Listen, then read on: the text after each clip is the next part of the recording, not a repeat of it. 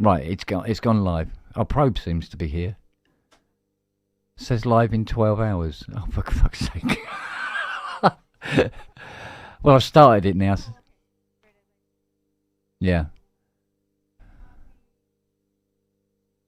Can I go back to just using paper and pencils again? It seemed to be easier.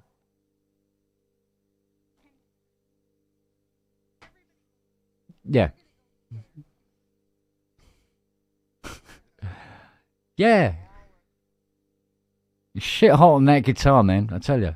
It's lovely. Really, really lovely.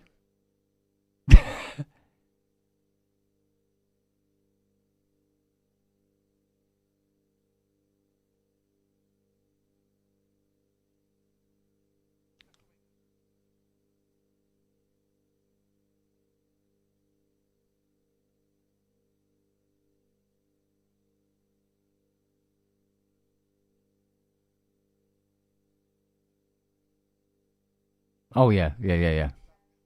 Oh, somebody's joined the pub. Hang on.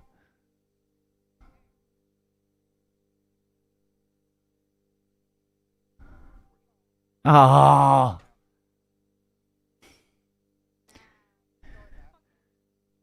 Well, can we do it again in the week sometime then? And we'll jam it up.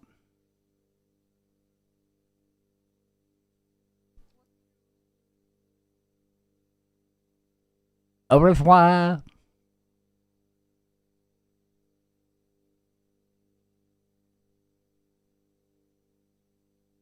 There we are. Right. Now I think we're getting somewhere. Fuck me. What the fuck's going on tonight? Shows are on, then they're off, then they're on. What's? Well, let me tell you about PSN last night. Go on. You were locked up, going along with everybody else. Robbie, his would blank out and have the little circle of death going on, but I could hear his audio unbroken, but nobody else's. Did you hear me pass wind? Nope. Oh, good. And then the crazy one, we could hear. There he is. We could hear. Hiya, how are you, Steve? Every single keyboard in here, and not the 80. They heard that. There we go. Definitely heard that. That was great. I'll tell you what, the second-hand price of that sofa's not going to be very high, is it? Fuck me. It'll be in the second-hand shop and people going, yeah, it's a nice colour, but I don't know. Not sure about the skid marks. There's an aura about it. Yeah, it's going to be one of those. Definitely going to be one of those. How are you, Steve? I'm not bad. I've just been trying to help James Dyson with his really weird IT problem, trying to get him here he is. Play. Hello. Hello. Hey, there he is. James Dyson. Right, here we go. An experiment. Nothing's been changed, right? Go on. Yeah. Okay. Yeah? Yeah. Yeah. Hello. Watcha. Yeah. Yeah? Oh, I've changed everything. Now it's working. Yeah. How on are my you? channel. There's mine. Anyway. Now, see if we can hear your music and you can hear it as well. What, me? No, Grace. Sorry, Grace. Yeah. What? Who? Where? Do you play some... Music. Play some... Yeah, play some shit. Can you hear Hear it? some music. Can you hear music? Yes. Yes. Can you hear it? No. Still doesn't. Oh, for fuck's sake. It's a shit show. Hurrah. It may be my computer, but I'm pretty sure StreamYard doesn't let me hear. I'm not monitoring. I can't hear what you all hear from me. I can hear the music, but I can't hear you, Grace. That's only because I'm monitoring. Yeah, because we can. It's quite loud. We can hear it very, very clearly So indeed. if I turn that down a bit and I turn me up, you should hear me There fine. we There you go. go. Yeah. But that's just the mixer output that you're hearing. So I can't hear that, which Right. is my audio input. I can hear everything you all do and say absolutely crystal. But I can't monitor myself unless I turn my studio monitors back on and listen to that. But then I can't hear you. So your headphones are plugged into your mixer? Computer, yeah. Oh, into your computer? Yeah. Because if I had it going through the mixer, there'd be a copy of this audio that I'm hearing from you going back through the mixer, so you'd have a feedback loop. Yeah. Because I've got a Infinite- look back. I infinite can Haile hear the Selassie show I'm on the world. interface Yeah. and not So, I the mean, computer. if I'm going to do this tomorrow, I might just reroute everything on the mixer and do it. It's mad, isn't it? Yeah, But that whole thing about in the last pub where nobody could hear the 80, well, that was. but they weird. could hear all the other keyboards, and it's just Hey, Jason. so There's a cat. weird. There's a cat. Yeah, you had that before. That had Jason. There is That another bloke cat, without a Grace. tie on, though. Don't know who that is. Finally, I've the got same pussy's turned problem up. with Grace, right, I am now simplified my system completely compared to what I was using yesterday, and I still can't hear myself. I have exactly the same problem as you do. You're a It's little bit low, Jason. Jason. infuriating. Jason, that's It's a blessing, really mate. bloody annoying! Okay. Sorry? But It's really bloody annoying! Hey! it's a Not again, blessing. not again, please, not again. Oh, dear. It's mad, isn't it? Yeah, what? I think James. I think StreamYard is having some Yeah, I think issues StreamYard in the is server side. Ranty was having problems I've never today as well. I've never been able to. He doesn't hear use myself. StreamYard, does he? No, I know, but he was having problems, and everybody else was going because they saying no, the show's everything's running fine, but everybody else was just seeing this. Yeah. Mad. I think I'm not sure, but I think it's either Mac or Adobe have bought out a beta version of a loopback driver for the Mac, which works really well. Worth checking out. Oh, okay. Hi, Andy. Hey guys, Kent's Musical Studios. It's musical chairs in more ways than one, right? Chase the Yeah, screen. mate. Different Fucking hell. Chase the IT problem. God. Mad. Too funny. I think tomorrow. Well, insanity. tomorrow I might just restructure the way my desk is routed so that I can hear. Because you know what? I thought I the was doing computer really, through the really well. desk and not send it out on the because Yeah. I'm using the matrix to route to the computer. Yeah. So I could deroute the computer from the matrix. What? Why doesn't it work? How are you getting into the computer? What's your interface? Mine. Yeah, Mine. great. It's a USB from the desk. So it's a multi-channel USB. So But Oh. StreamYard Steady. only likes seeing channels. It's 1 a and bit 2. windy up there. Do you know what? Yeah, You won't even be able Oh. to give that fucking settee away. I can smell it from here. Yeah, enjoy the first one. So classes up the show go. quite a bit. So. Yeah. There you go. We'll just keep that one out the front as a display unit. And that's just Marion hasn't joined. I'd apologise, but it was oh Jesus, it's Oh, magnificent. better out than in, mate. Come on. Yeah, definitely better out. The thing, Voice for The- Doom's the got thing right is- to do it. if you're, He's wearing his special filter. can you not use? Can you not use auxiliary fuck, it's sends got to ear set now. up a separate mix? Fuck me, what crawled up your arse and died? Jesus Christ of the stick. Fuck me. Hey, Andrew, they make a thing called Beano that breaks down the sugar that bacteria loves. So just take Fucking some hell. Beano, you'll be okay. Yeah. Where- Even the where's- fucking where's the flies fun won't in land that? on that. Where's the fun in Is it safe that? yet? Unreal. Honestly, Not listen, yet. I've given up. I've given up booze. I'm not on carbs. I'm doing fasting. I'm losing weight. I'm living really healthily, and yet still I fart, which is brilliant. But we're not. We're not living healthily as a result. Yeah, Andrew, if what- I Yeah, can no, ask- but I'm Yeah. losing weight, which is good. Andrew, what type of fasting you doing? Farting. Intermittent. It's smelly Slow farting. Intermittent. Well, So, Steve Steve Martin joke. He gave up farting, but he gained a lot of weight. So so chili peppers a one day. day a week. One day a week, I don't eat at all. Oh, okay. Then I eat.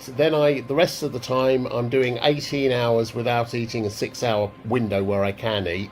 When I Okay. do eat, I'm just eating vegetables, salad, and Yeah, protein, that's the way meats to or do it. whatever. No carbs. Yeah. lots And- of cabbage and broccoli, right? And stick the broccoli up your ass. But lots and lots of water, just tons and tons The, of water. the weight It's will great. drop off you. I did time-controlled eating, diet rather, whatever it's called, fasting. Ooh. A couple of years back. I need to do it again because I'm a bit tubby now. But I was doing the 8-16, so I wasn't doing the day off, but I was doing 8-16, so I had 8 hours to eat, and then 16 overnight, come back into the morning of fasting, and that worked a treat. Honestly, it just dropped off me. I was also eating fresh food and stuff. And, not What do many you think, carbs. Watson? I believe it's a load of bollocks. What do I think? It works. Fucking It works. hell. That's what I think. I can't. Another couple of weeks and it'll be tuned. Yeah. Well, you guys have seen Hey, Mr. Jason, Methane, right? Jason, you're into baking as well. G-sharp, G-sharp. Yeah, you know it. Oh, mate. You guys know the British guy, Mr. Methane, who actually can play songs with his spot on. anus. I didn't Jesus. bake today, but I'll be doing it tomorrow. I've got some carrot cake and some coffee cake. All the cuz. Oh, oh, well, okay. Andrew, we could do a duet. I could start doing it, and we could do a duet. That'd be fun. That would be fun. But listen, I'm not following anyone's particular diet thing. I know lots of people think it's fashionable. I just realised my back is really painful, and I was up to almost 20 stone. Yeah. And I just thought, that's fucking ridiculous. Never been that heavy in my life. So it was just time to say, right, let's just drop a load of weight and change my eating habits. So that's what I'm doing. I was just Wow. uncomfortable. I just felt uncomfortable in myself, and I thought, no, time has come to do something about it. And I just went hell for leather, and then weakened and came back to my normal eating problem again. But I'm going to do it Well, again because I'm a bit on the tubby side, like I To said. be honest, There's I a was thinking, Petamine I was trying, twins. I was trying to remember the last time I saw my cock, and the year began with 19. And I saw it. thought, It's in the okay, kitchen time- drawer. It's time to time to just take drop a bit action, more yeah. weight. Andrew, just use sideways lighting and follow the shadow on the wall. So, Shadow dot. well, I mean, it's a little. Dot. It better be a point source light or a laser, otherwise you're not going to pick anything out, mate. By the time you get there, you're going, oh, fuck, it's a blue bottle. Oh, Jesus Christ. Yeah. Not so much a cock as a. You know, as you get further away from the light, the shadow gets bigger, right? So you just do that, and you have a giant cock on the wall. So Yeah, but it became so diffused by that point you couldn't see a shadow anyway. You know. That was. That was the His problem. wife's going, do you mind if I stand over there? I've been looking for a dent for the last 4 years. You know, that's kind of where I'm at the moment. So. He spent Anyway, the last there 4 we weeks go. wanking his belly button. Oh, you know Picture was about? in it. Did I do that on camera? Did I? Oh shit, man. Go, shit, it's a bit lower. Bollocks. Never you mind. might have to use that old trick about finding the wet spot. So Yeah, rolling yourself in flour and finding where it's stuck. What was it? It was just, what's that thing Jimmy Carr said? Oh, that was it. It said, it, you know, if you're... It said something about when his girlfriend's having the time of the month. He said, what was it? Give her a Simba. A what? A Simba. You pop your thumb in, you go, Simba, on her forehead. Fucking awful. Huh? It's Lion King. Oh, Yeah? right. Simba. Yeah. Right? I've never watched Lion King. I can see it. Ah, I forgot. you dozy wank. Oh, all right. Well, He's too busy That's looking for his true. belly button. You should listen to the That's true. score, it's fucking brilliant. James knows just how much of a total wank puffin I am. Wasn't it Elton John? Is it Elton John? Well, you know, Ty loves the score because One there's song. Elton John on. Oh, it, okay. So He done one song, rest of it's all hands. Oh, well, if his hands is going to be brilliant, isn't it? Mm. Yeah. So, oh well. Don't diss the hands. Apparently, hearing he always does the Grace's- dishes. Are we hearing Grace's music at the moment? Yes, we are. Yeah. Unfortunately, Grace has exited, so we're stuck with it for the time being. I wonder there what she that is. was. Oh, that's great. So Oh, are you playing live, Grace? I don't know if she was playing. Ah, she's playing it live. I wondered, it was changing. I'm thinking it was just a background and she's wandered off. But I'm wondering whether Like she fart jokes, that's all. probably still can't hear it though. No, she probably can't. Love to know what you're Sounds great, using, yeah. what mods you're using, what synths you're using, Grace. Oh, not a lot right now. There's a Plinky. Hang on, let me turn it off. Plinky. Hello, Plinky. That's Plinky with a It's delay. perky. On it. Echo. Got a little bit of space echo on it. Should it be Plurky, wouldn't it? No? That'll be Plurky, yeah, I suppose. That's the Plinky and space echo. Plurky. Oh, it's the Chinese version. Oh, gotta love the space echo. Marilyn is saying in chat, can we hear your 80?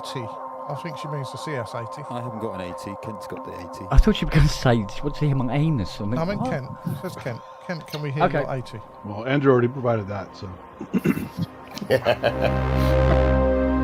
Oh, that is so gorgeous.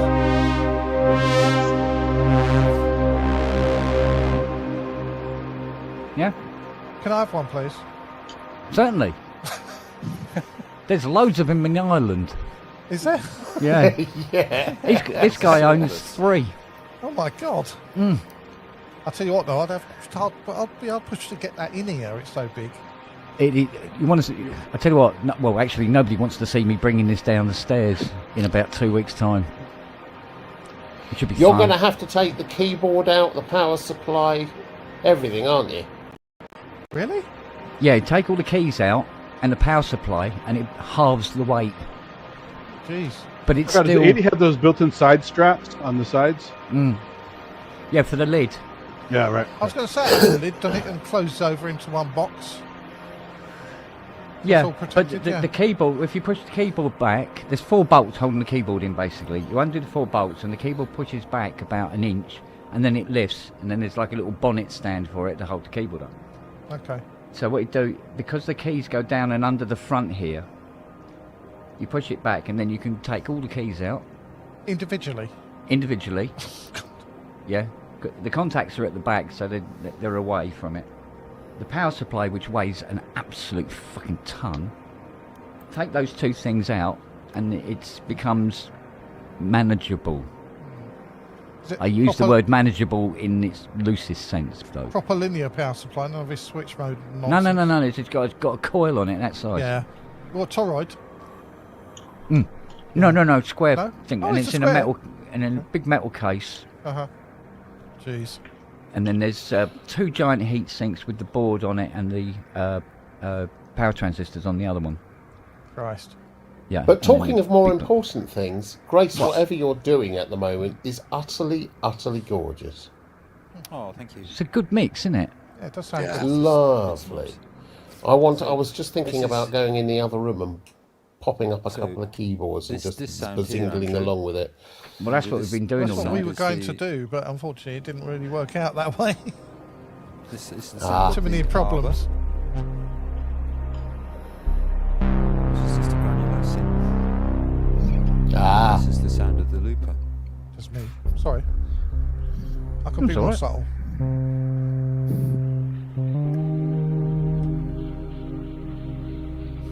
I've got the mini freak over here and the Argon in front of me.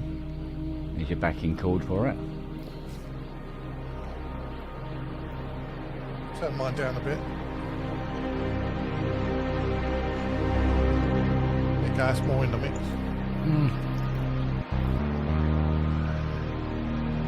Sustain But can this. Grace hear it yet? I can hear you, everything you guys are doing. I just can't. You hear still it. can't hear it. I just have to listen to my studio ones just to hear my stuff. So I've no idea on the time relationship. Fiddling.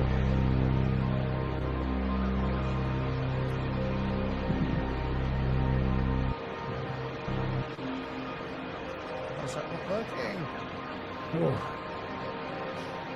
Oh, it's what it is.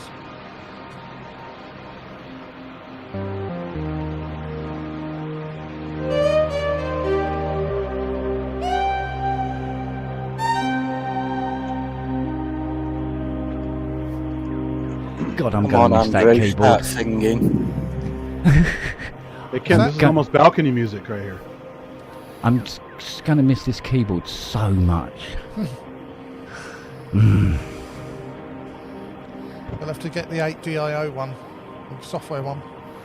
No, we have to get these M8X patches fucking sorted out. Who do we lose? We just lost Jason, didn't we? Oh yeah, Jason. Hey, Ken, were you working on making the Arturia one sound better? Well, that one as well, yeah. Yeah. Yeah. But although I haven't been doing much in the way of synthesizers lately, I've been doing a lot of Mustang, so Oh. hurry up and get it working before the tariffs. You have to buy something. The tariffs will kill you, right? Yeah. So it looks like you're going to be the next North Korea at this rate. Well, I mean, he likes dictators. What? We already knew that one. Jason, Vicky. Yeah, Jason's gone.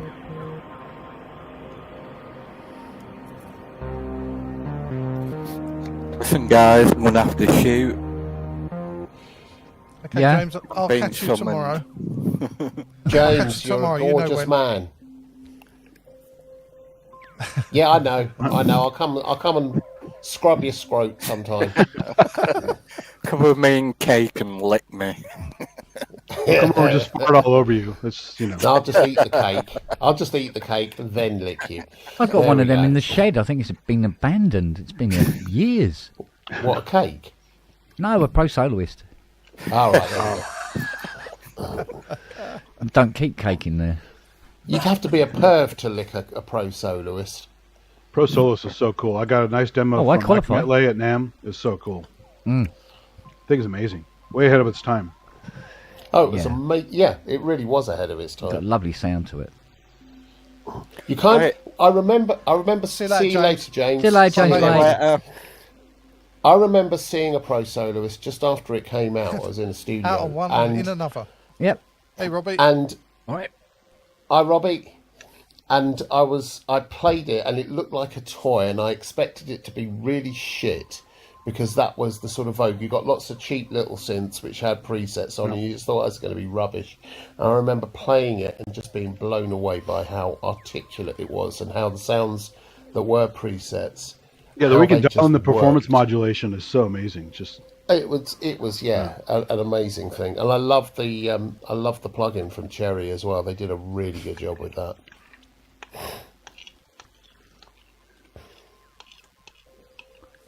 I didn't do it in the end, Robbie.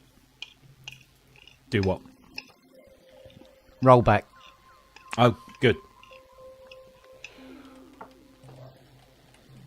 I'd still love to know what it is that's causing that. rollback sounds like you're doing something with Walmart. Yeah, you- well, Sounds like Some you're doing rollback something lock. with your foreskin. no. I looked into how it's done and everything like that, and just went. So, well, Nah. yeah, it's not a. You can't officially do it, I don't think, anymore. No, you can still do it, but they don't recommend it, and it has to Talking be a about Mac bootable OS? disc. Yeah, ideally a bootable disc. Yeah, it's a ball ache. Yeah, it's a ball ache. That's not your problem, mate. No, it can't be because it's running I'm on running yours. I'm running Sequoia, Sonoma. what, 15.6.1?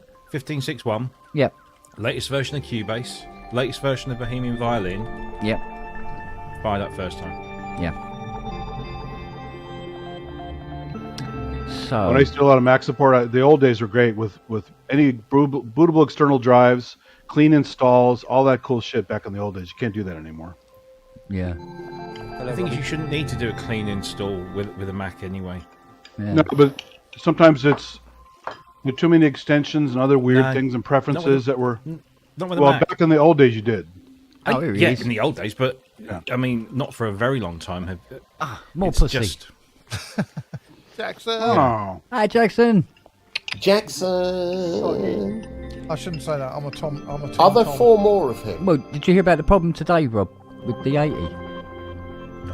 Could hear every keyboard in here, but nobody could hear the 80. you had that problem before, like a year ago. It's weird, isn't it? But then we went over to SOR, and everybody could hear the 80 as well. Nothing was changed. Most strange. Yeah. I just think StreamYard is having some issues at the moment Well, as well. I was lucky to get through the show yesterday. There is a consensus on that. Are you getting anywhere, Gracie? can't really hear. Because, like, still I mean, even Robbie was locking up, I've given up, Jason. but his audio didn't. That was perfectly Yeah. okay. What's the common denominator here? StreamYard. I think it's No. browser. No, Kent's a twat. Ken. Kent's the common denominator. Okay. All right. So explain to me. So what did I do? I don't know. I'm not there. You're I an can't, idiot.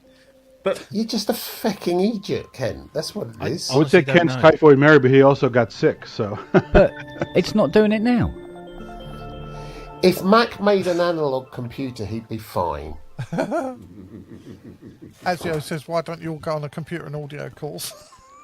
That costs money. Can you see who's in here? I got care of the Me community. not included, but these guys. Jeez. Well, That's the problem with Bobby. He always thinks it's fucking mean. It's not. I haven't fucking done anything. It just stopped working. You only have the You only have the problems. Oh, apparently Ramsey was having problems as well. Yeah. With what? His This, I think. stream today. Just looking at Fallback. Vicky. He doesn't use StreamYard for his streams. Oh, No. okay. He uses vMix. Yeah. We still have So problems. that's not a StreamYard thing. No. You still have problems though. Is he using? he is uses he a using cousin of Cubase? StreamYard. It's what is that other app called? Hey, Matt. Forgot the name of it now. Read StreamYard's something or another. Streamlabs. StreamYard's I think it was Streamlabs. That's nothing to do with StreamYard. Isn't it? Aren't they related? I thought they were related. No. Well, they're both fucked, and sometimes. I use StreamYard. Do you know when your I'm stuff's here- still running, Grace? I use Yeah. I use I know you will. StreamYard for this. I use StreamYard for the show. I 'Cause you use still can't hear StreamYard it, at can you? work. No, I can only hear it in And- the studio. Yeah. It's mad. I've never had an issue. Well, I've not been able to monitor any of my stuff through different StreamYard at all. I I'm can the hear same. everything else. I can't hear me in StreamYard at all. Oh, don't say that, Robbie. He'll blame you. Yeah, that's Well, fine. it's a setup thing. It'll be a setup thing on the local machine. It's not the system. Yeah. Nothing's been touched. The biggest problem I had with I think it's StreamYard browser was the issue. browser accepting input, camera, and mic. Which That's might- always the worst Chrome problem. Chrome is absolutely right. Allow for it. I'll ask for everything.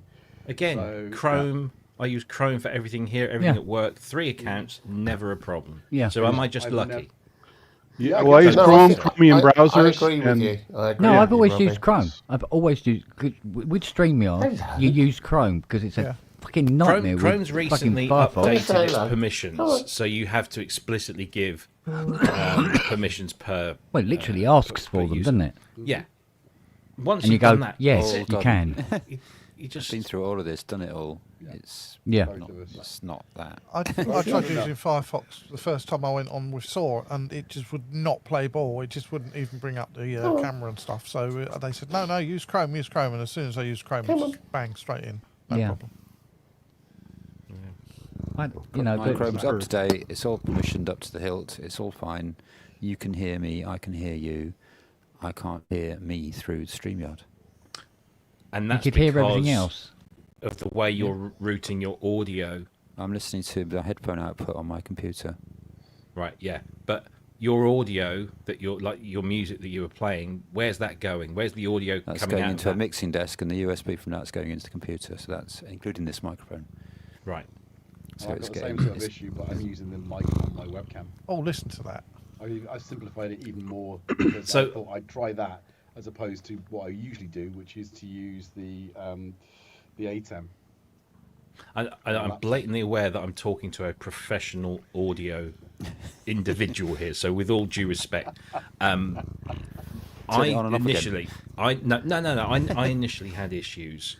When I first started doing this thing, we were using OBS, and that's just a real ball ache.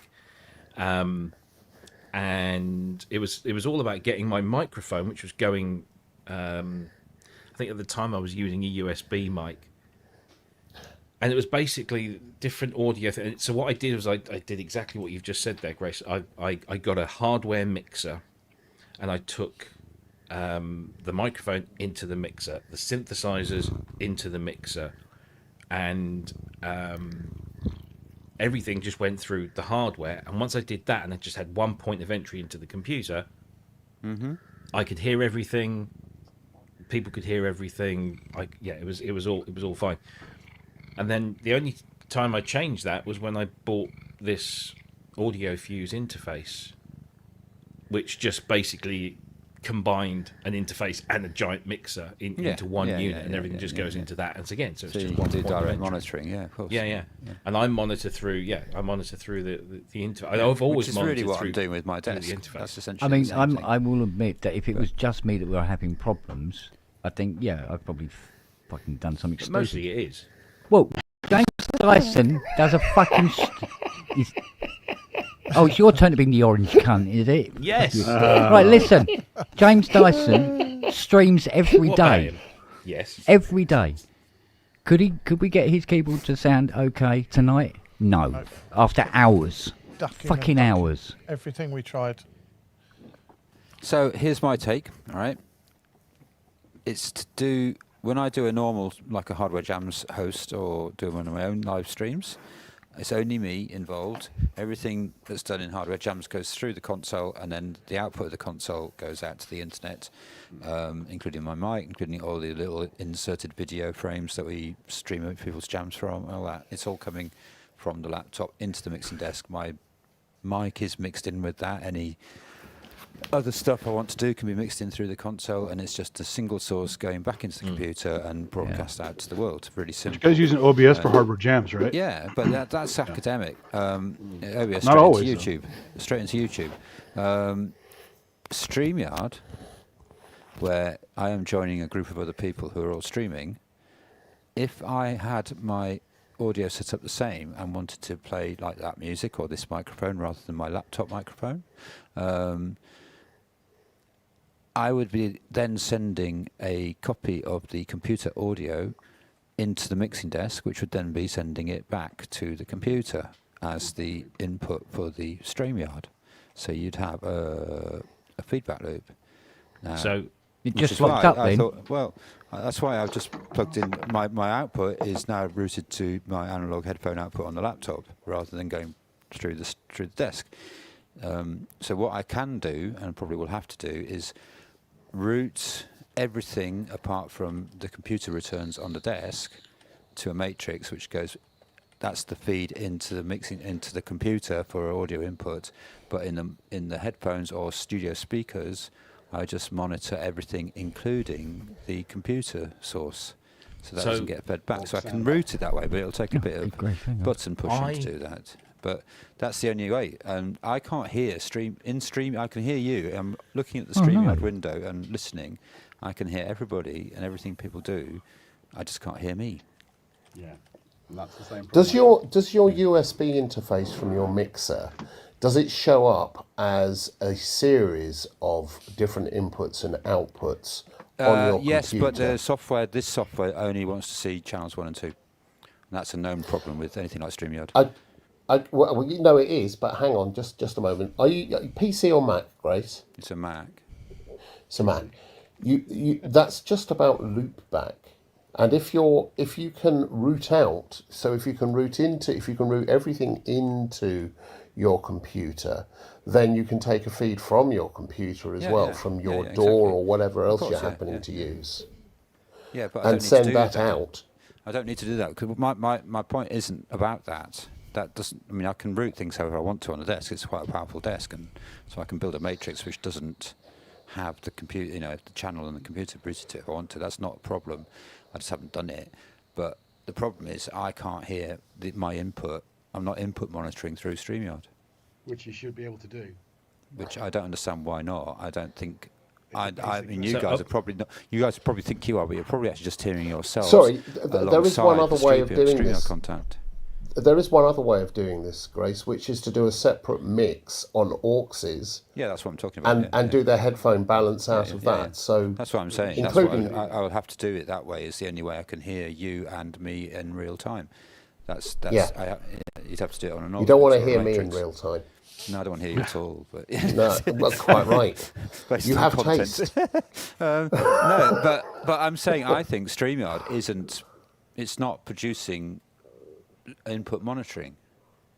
No, It doesn't- you it don't. doesn't have any No, you patching. don't do. No. Yeah. Yeah. So I monitor through my interface, and I use a piece of software called Loopback. Yeah, yeah. And within Yeah. Loopback, my audio interface appears, and I can route all of my outputs from my audio interface into the stereo 1 and 2 of loopback. Yeah. I can put my So microphone through what I'm that. having the problem with then is that everybody does this, but you haven't quite. I'm just saying that if I'm not using loopback, I can't hear me through my headphones if I'm not using Which a seems, matrixed out mix on my desk, basically. doesn't that seem like a big error? If the software which relies on Yeah, it should be allowing you to do some On input something like monitoring. this. Yeah, I have to use an You external shouldn't mixer to hear hear yourself. myself. Yeah. Yeah. So it's not a actually fail. anything that's wrong. It's just a feature, as it were, of the software. Or it's a lack of a feature. Yeah. Well, the thing, I mean, StreamYard is built just for a stereo input, one stereo input. That's it. Stereo and it's input, not yeah. routable either. Yeah. No. Anyway, guys, And, I'm going to bail at this point in time, but I just want to say thanks for the Ciao, ciao. Yeah. thing of being on Cheers, with Steve. everyone, which was great. Say bye to Matt for me. He's just disappeared. And hello, yeah. he was strong. He's So, oh, back there in, you are, he's Matt. back Hey, in. Matt. And bye, Matt. See you Good to later, see you Steve. guys. I'll probably join you, mate. I'm going ahead because I'm Oh, doing things it's mid- bright and it's early tomorrow midnight. morning. Okay. I'll catch you later, Andrew. See you Because later, I- everyone. Cheers, Steve. As I came See you in, that's later. right. See you, Kim. Cheers, Bye. Jeff. You Ta-da. see, it's Jeff that does this. Every time Jeff comes in, I have to Hi, fuck Jeff. off. Nice to see you. Nice to see you, Grace. is it damp? Is it damp there, Jeff? You've got a bit of a curl going on. Actually, I used a new product in my hair today, and I'm not sure I like products. What was that? Road tar. it. Yeah, exactly. Roadkill. Dead Are you moose. off now, Andrew? Yeah, I am. Are you taking that fucking settee with you? Hang on. The one that's infused. Oh, hang on. Oh. It's more like stink yard. I'm odoriferously disappearing. See you later, guys Okay, then. and gals and everyone. Take care. Bye-bye. You know There's it's gonna another- lose See you an SPD, later. don't you? There's another consistent issue with Chrome, at least on Windows, where I can be on Ramsey's vMix connection. It does when I leave, it does not let the audio and video go sometimes. I go to Henrik's StreamYard stream and it will not grab the mic and camera to save my life. And you have to go and Do you jump have through to some quit the hurdles to make application? it work. Yeah. That's weird. So they get very aggressive and they grab onto shit. They don't let it Yeah. go. That's just ports, isn't it? Isn't it It's ports? very annoying. Yeah. Consumer bullshit. Software always. Frustrating. Well, it's midnight. I'm going to also do the same. I was literally just tidying the studio, but Jesus, obviously with room full of fucking Cinderellas, yeah, in it, eh? if I don't get my beauty sleep, Robbie. Oh God, it's midnight. Must go. It's not my birthday anymore. God, it must be in a while then. Exactly. All right, guys. Dear, oh dear. It's got midnight. I'm going to start hitting some banging techno. You better be ready. Oh dear. Oh dear.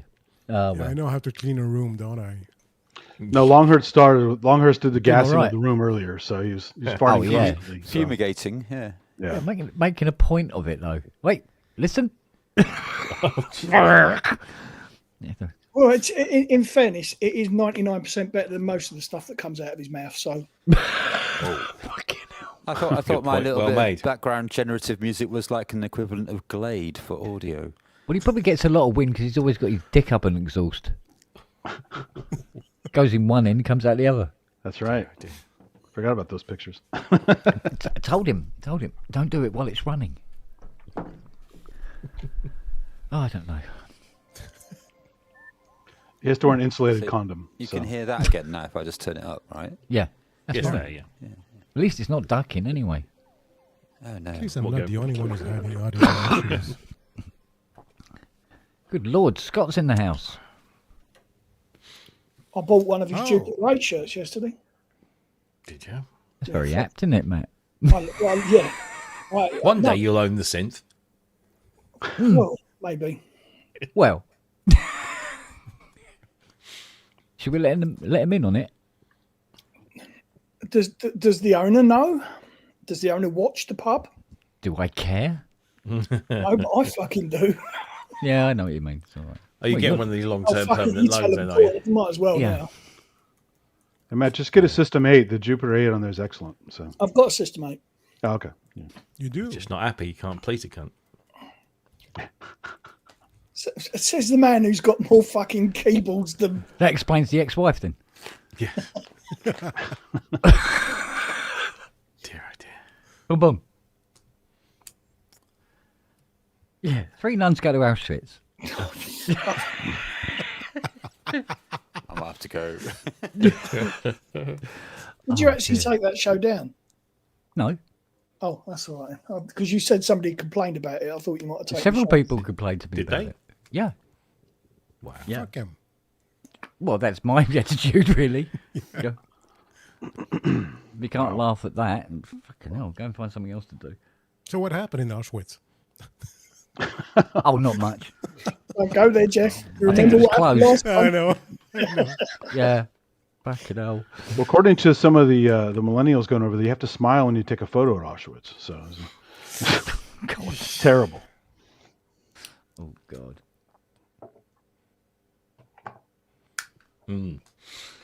I walked past a Harry Potter shop today. It was rather empty. Kel Surprise. Harry Potter shop. Yeah, it was in Waterloo Station, down in the sidings bit where they've got. We went and just grabbed a quick Weatherspoons before we went to see the film.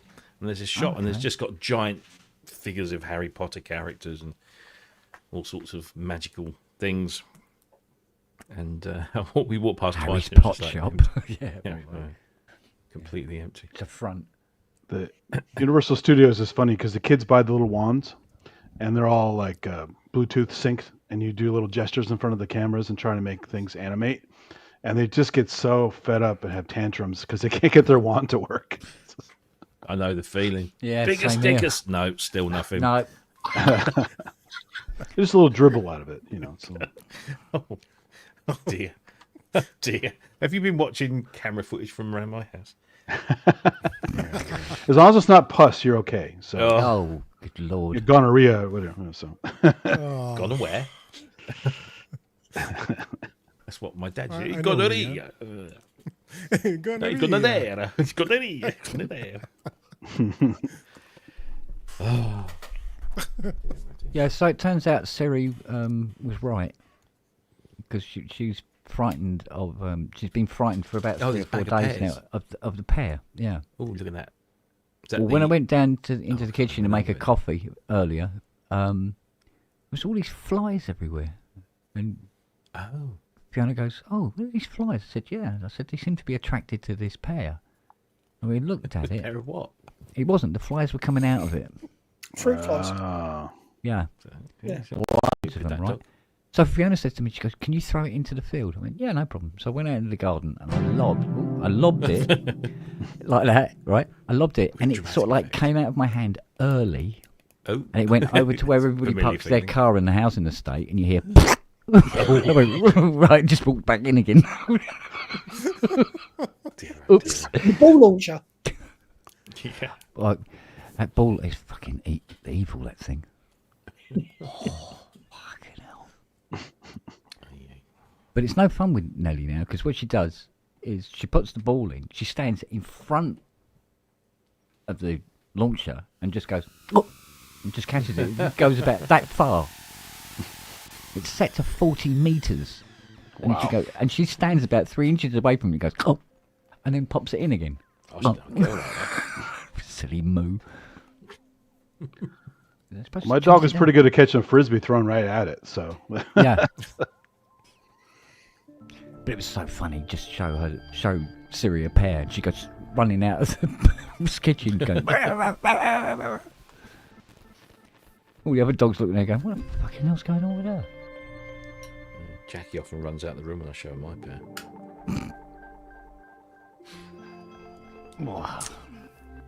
Mind you, they keep your knees warm now, don't they? That's a cool little thing, Grace. Is that the mushroom thing? It's my little birthday present to myself. Yeah, it's called a Pocket Scion. It's Instruo. They came out on Thursday. Oh. So Well, happy I've got it. birthday. I had it clipped up to the plant behind me, but you don't need to. You can just it's the galvanic response, like plant wave. yeah. But Yeah, that's cool. Yeah, if you squeeze the leaves, it I'm goes earthing right. myself, I think so. It's not very- Yeah. Just don't Go put it away. in the sofa because it will fucking start screaming. It'll just explode. What was that thing in the 70s? There was a show For in some the reason, 70s, it's a wasn't it, bit that plant because I'm screaming. holding the mic. I think I'm earthing Plant myself. or something, screaming. I don't know.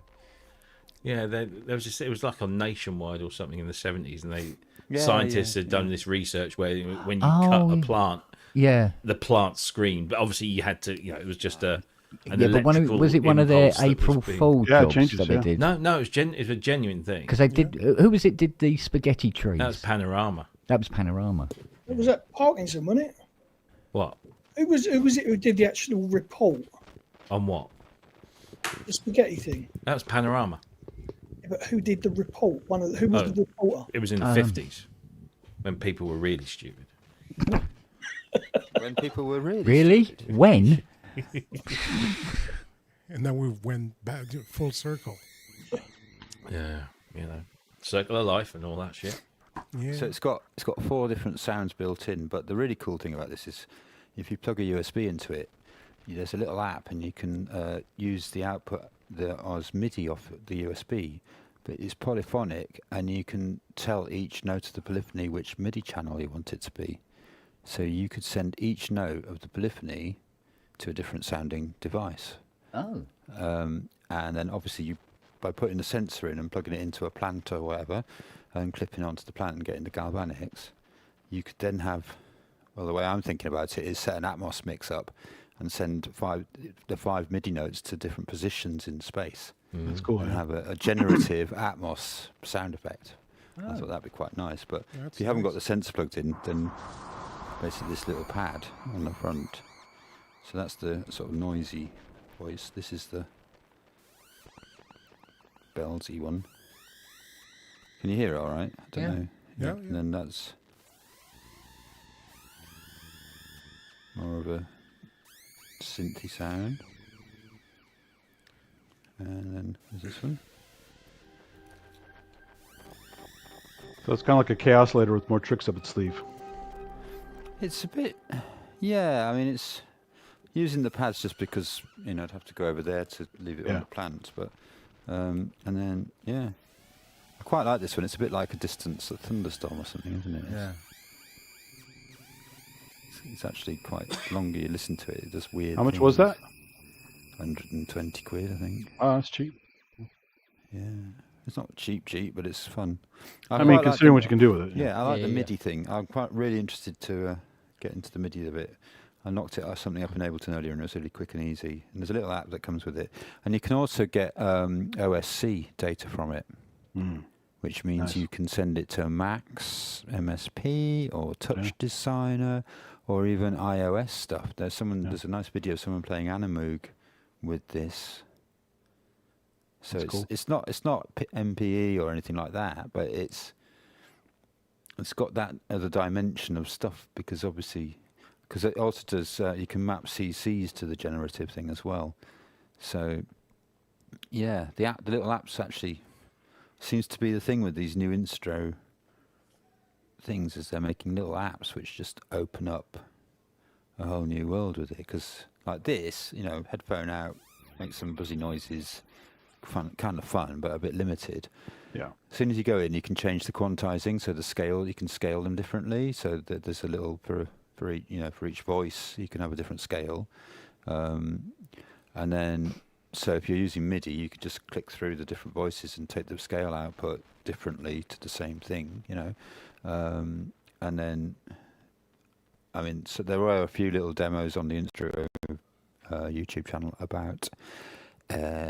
Using like the OSC to Touch Designer and stuff, but it's more kind of just showing that you can do it rather than anything too mind blowing. But yeah, and it's very Instro looking, isn't it? Sort of. I know you love the Lyra 8, but do you have a ROAT? Have you tried one of those? I've always thought about getting one. They're They're pretty great. It's like a amazing, little yeah. micro Lyra 8. Yeah, I know. they're It's great. different. It's a bit more of a noise beast, isn't it? You can do beautiful stuff with it too, especially running through a cool reverb. Yeah. Seb does But, great things with the route. Yeah, they're fun. But this is kind of neat. It reminds me, I've got to send Rowley a very strongly worded email. Oh, what happened now? Oh, fucking hell. All right, don't worry about it. No one's going to read it. It's true enough. I don't know if they can read there. They're all doing coke as usual. Well, on one of the help forums, it's a strange use of the word, they were talking about, it said about this thing with the glide on the Rise and on the original 49. Yeah. And you call up the dashboard and you try changing settings and it kind of changes, but it doesn't do what it should be doing. Well, somebody in the forum said that they'd spoken with Rolly and eventually got an answer back from them, and they said that sometimes the OS in the Rolly, some of the parameters can get locked. So even though you select things in dashboard, it doesn't update it on the keyboard. Is this only on the Rise 2 or on the original Rise? This is where it gets shit. Oh. In Rolly's infinite wisdom, They have wisdom. yeah, they have changed the names of the keyboards. Oh. So you used to have Rolly Seaboard, Rolly 49. Yeah, the block and all that. So it's Rolly Rise 49 and Rolly Rise 2 49. This is still called Seaboard and is detected as Seaboard in the software.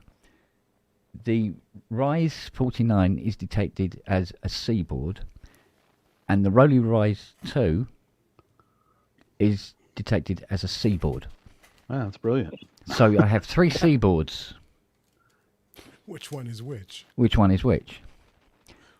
So they said, oh, it'd be all right because what you do is you obviously just have one turned on and you'll be fine. But because their names are the same, the software seems to want to detect all 3 of them regardless. So if I turn on one, a Seaboard lights up, yeah? Turn it off and it goes out. Turn on this one, the same Seaboard in the list lights up, right?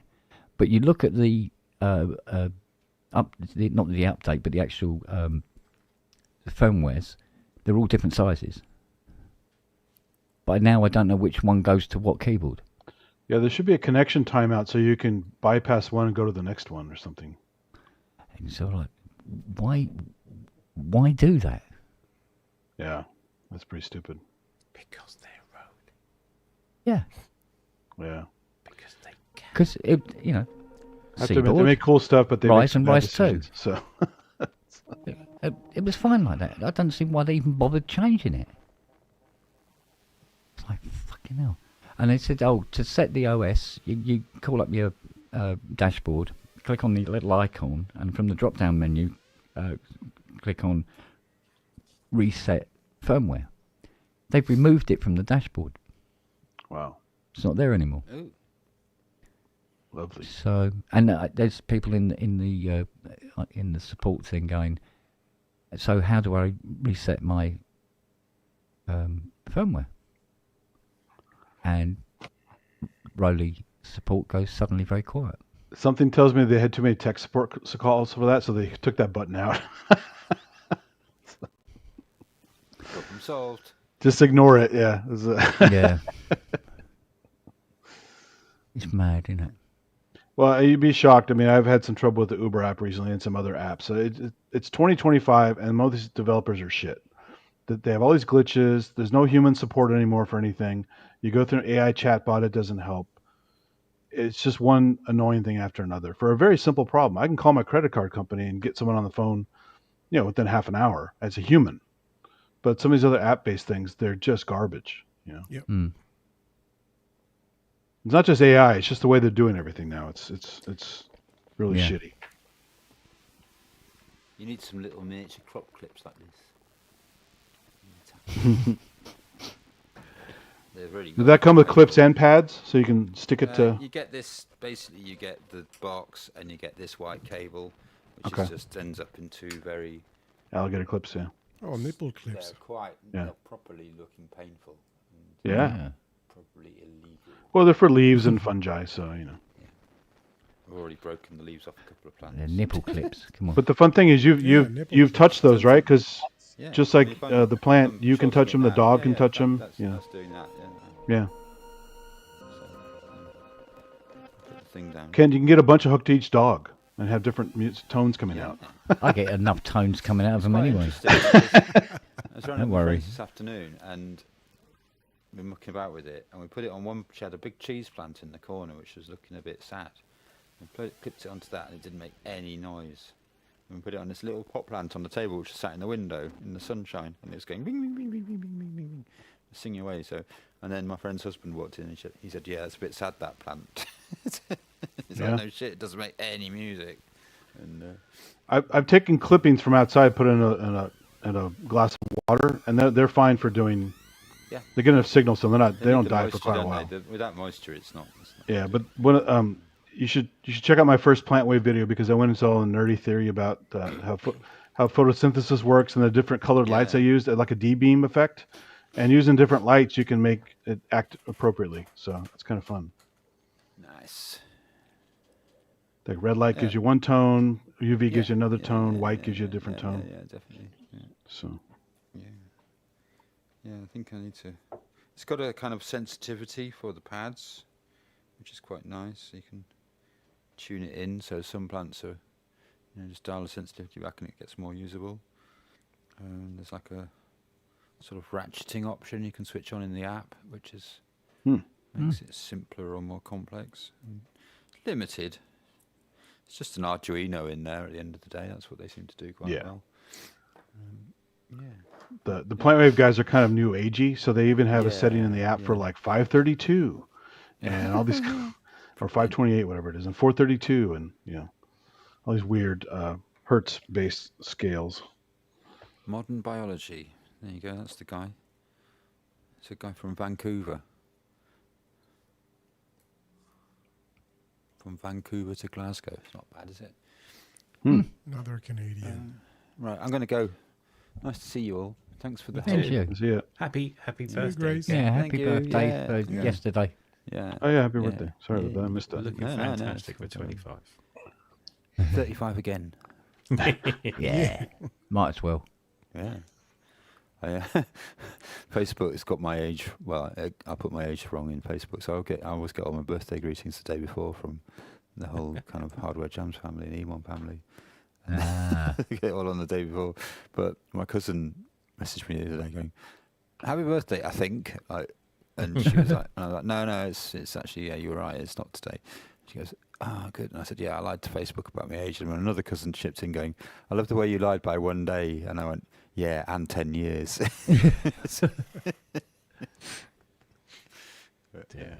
Right, I'm off. No. Right. Take it, Grace. Grace. See you later. I don't know. If I have to look at another support file, I'm going to fucking scream. Yeah, this keyboard thing is nuts. I'm shocked. In some ways, I'm shocked. Other ways, I'm not shocked. But Yeah. Well, when I went to check out issues with VIA Harmonic, they said that sometimes what happens is the software, the code meter software, can just fuck up. I was interested in that because I've had some code meter issues in the past, but it was mostly with Reason, but then Reason ditched it. So the only thing that I've got, some of the Rhodes plugins use code meter, and surprisingly, so VIA Harmonic does as well. Yeah, because I was checking it out, and I don't think I have any other VSTs or sample libraries that use CodeMeter. Yeah. Only VIA Harmonic seems to be the only, and up to date, VIA Harmonic seems to be the only instrument I'm having issues with. I know some people hate it, but I never had any trouble with iLock.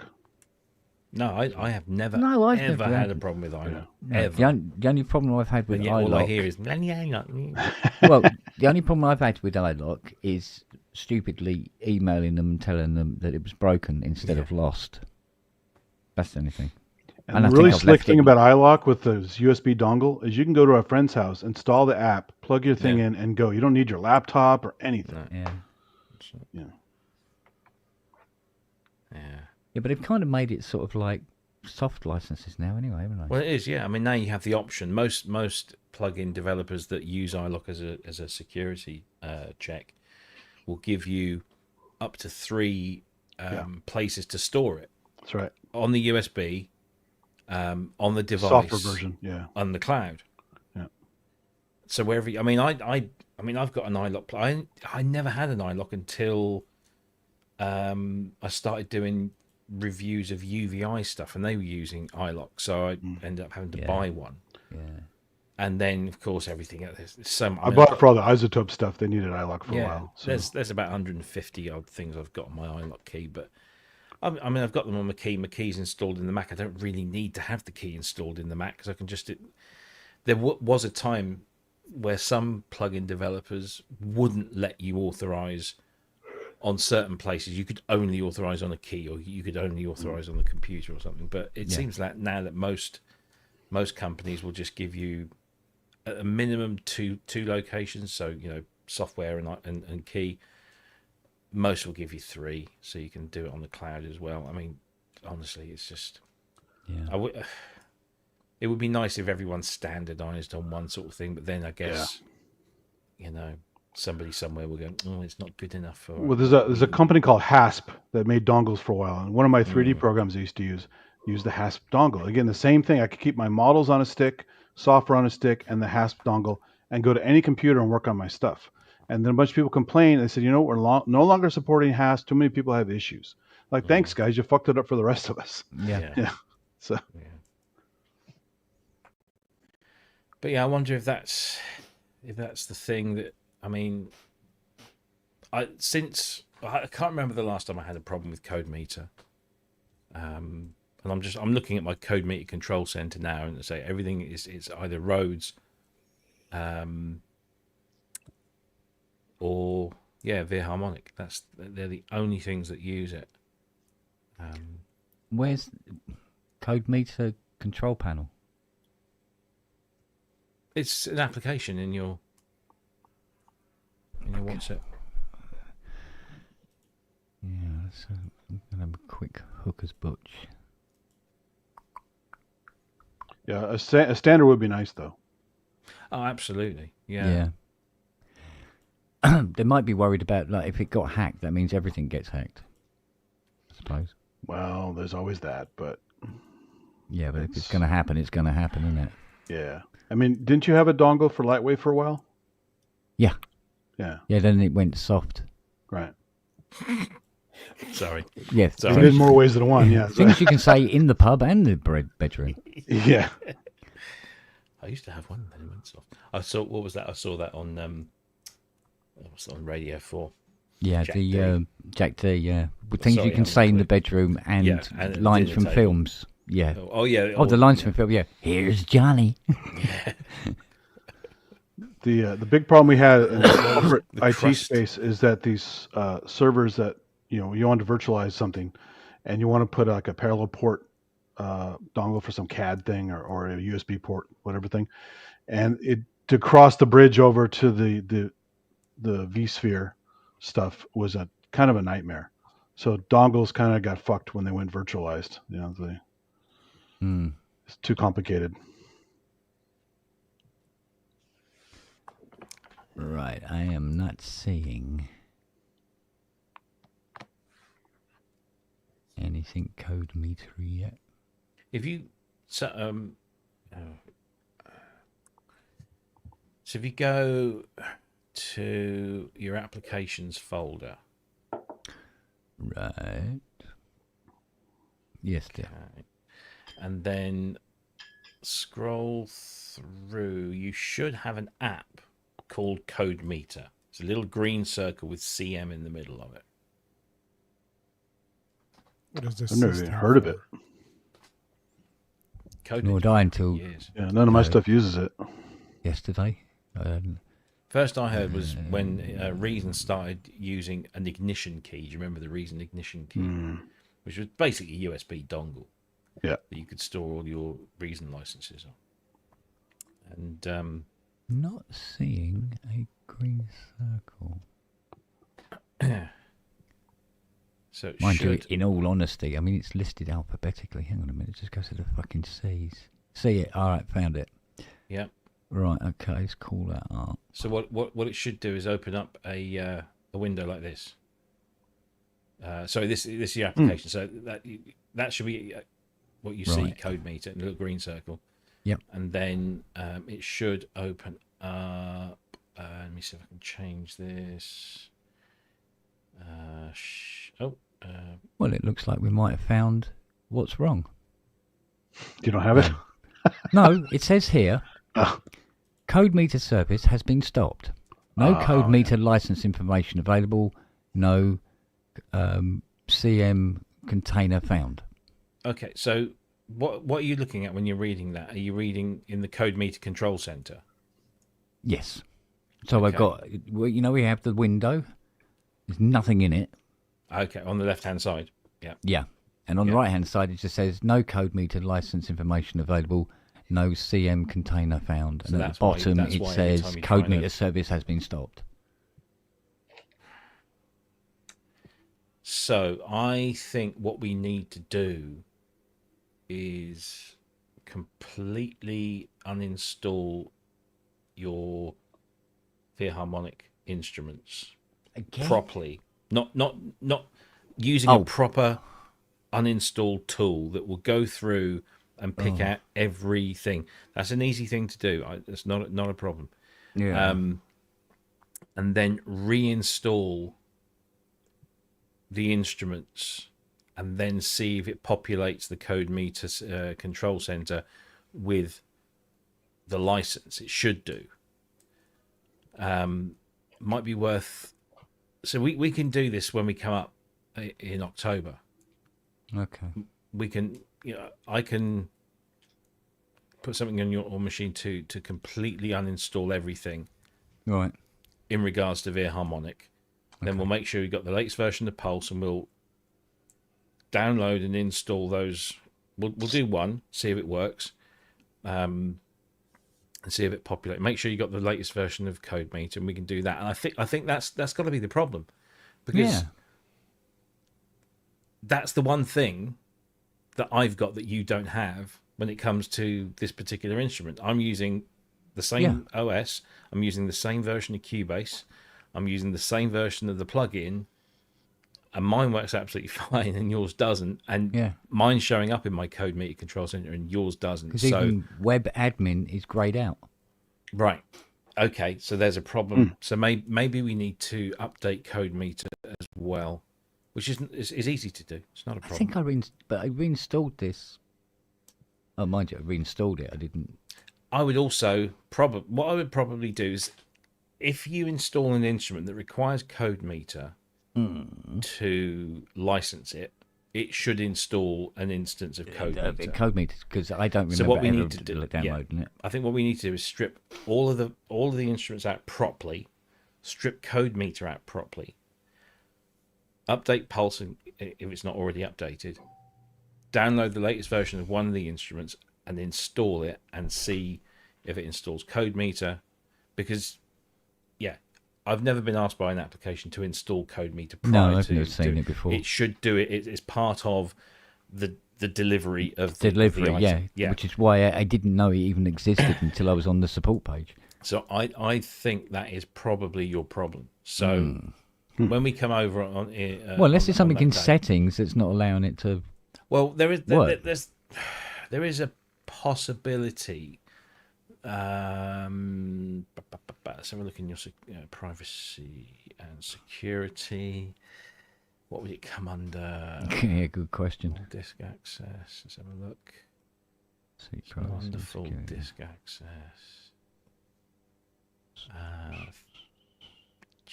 Files and folders. Not seen it listed anywhere. There is a possibility that it could be a permissions thing, but Yeah. I doubt it. I doubt, because I've not seen. I don't see code meter in the privacy and security section of Your settings. permissions are normally asked for when you boot the program up, don't they? So Yeah, exactly. And you just say yes or no. give them those permissions anyway. So maybe it is that. I'm looking for code meter within privacy and security, and it's not showing up. That doesn't mean that it doesn't need something. So I think that's the problem. Is that we need to just do that little complete uninstall, get rid of the application, the plugin from all of its, and then wherever it's disseminated different things, like playlists and com files and what have you. Get rid of all of that stuff and just start again from scratch, and start with just one instrument, and then make sure code meter gets installed, and then check to see if the Philharmonic instrument appears in that. Did you say that they were aware of a code meter issue And there was they were saying there was code meter. They were suggesting that code meter may be the reason why the veer harmonic instruments were crashing, or rather crashing Cubase or whatever the door was. Yeah, including the door, just and the whole lot is gone. That's kind of an extreme. I would have expected if CodeMeter hadn't got your thing installed, that Cubase would turn around and say that you're not authorized to use this plugin. You know, you're missing. Yeah, that would be the normal. Well, what was the one thing that was weird was that cello, for a while, would fire up, but it would say it needed to be reactivated. Yeah, it's got to be. Yeah, it's got to be code. And they said, your activation code's in the email we sent you. They never sent me a fucking email. These are the guys that make the Bohemian violins and cello, right? Yeah. Yes. Okay, yeah, I have it. I totally forgot the name of it. Yeah. I mean, you can go and download CodeMeter, the CodeMeter application separately from Weeboo, who make CodeMeter. I did it last night. Okay. And installed it. And still nothing changed. But then maybe once you've installed it, you've got to reinstall for it to, I don't know, pick it up. I don't know. Yeah, exactly. Well, exactly. Or you have to completely uninstall it properly first before you put it on again. Yeah. But I'm wondering if, actually thinking about it, I'm wondering if the reason that cello used to fire up, even though it said it was not authorized, and weirdly, there was something you could click on and you could find what the code was on the computer. It was actually listed in the software somewhere. I'm trying to remember where it was now. Because all I have to do is do a copy paste into a notepad and go, there's the codes. So I can just copy paste them back in when I reload it back on again. Yeah, I think that's. I don't know. I think that would be. Oh no, it might be in Pulse. Might even be listed in Pulse somewhere. Yeah, that would be the first place to start. I think is stripping out all of the veer harmonic plugins and all the associated files. Strip out CodeMeter again. No idea what did it. Then just install the first, whichever of those veer harmonics, and see if it installs. CodeMeter, and if it puts your license code in there, and if it does that, then we should be good to go. But I am a little perplexed as to why it's crashing Cubase entirely. I mean, that shouldn't be the thing. The thing is, if you've installed one of those instruments but you haven't got an authorization key for it, then the worst it should do is come up with a window saying you're not authorized to use this instrument. It shouldn't just go, fuck you, I'm shutting everything down. It shouldn't do that. Well, what was weird was the reason that I could call up cello without it crashing Cubase is because I downloaded the cello again. And it was 80 gig or something, wasn't it? I think it's something like that. Yeah, it's a lump. The violin and viola would crash Cubase completely, but I hadn't re-downloaded them. Right. But it was a case of I'd called up viola, I used it on a track. And, everything's hunky-dory, everything's fine. And then when I was loading up the project again, I think about a week later, it was just crashing. And I left it for a while and went, okay, I'll come back to it, I'll figure it out. And all this. And it carried on doing it. And then I found that the violin didn't work. And then the cello didn't work. But then I found that I needed to use the cello for the track I wanted to record, that I still want to record now, that I still haven't done, even though I wrote it months ago now. So I downloaded the cello again. And although it didn't crash Cubase, it fired up. The GUI for it fired up, but it said it needed activation. And I'm going, shit, where is the activation code? I can't remember where it was. I've found it since.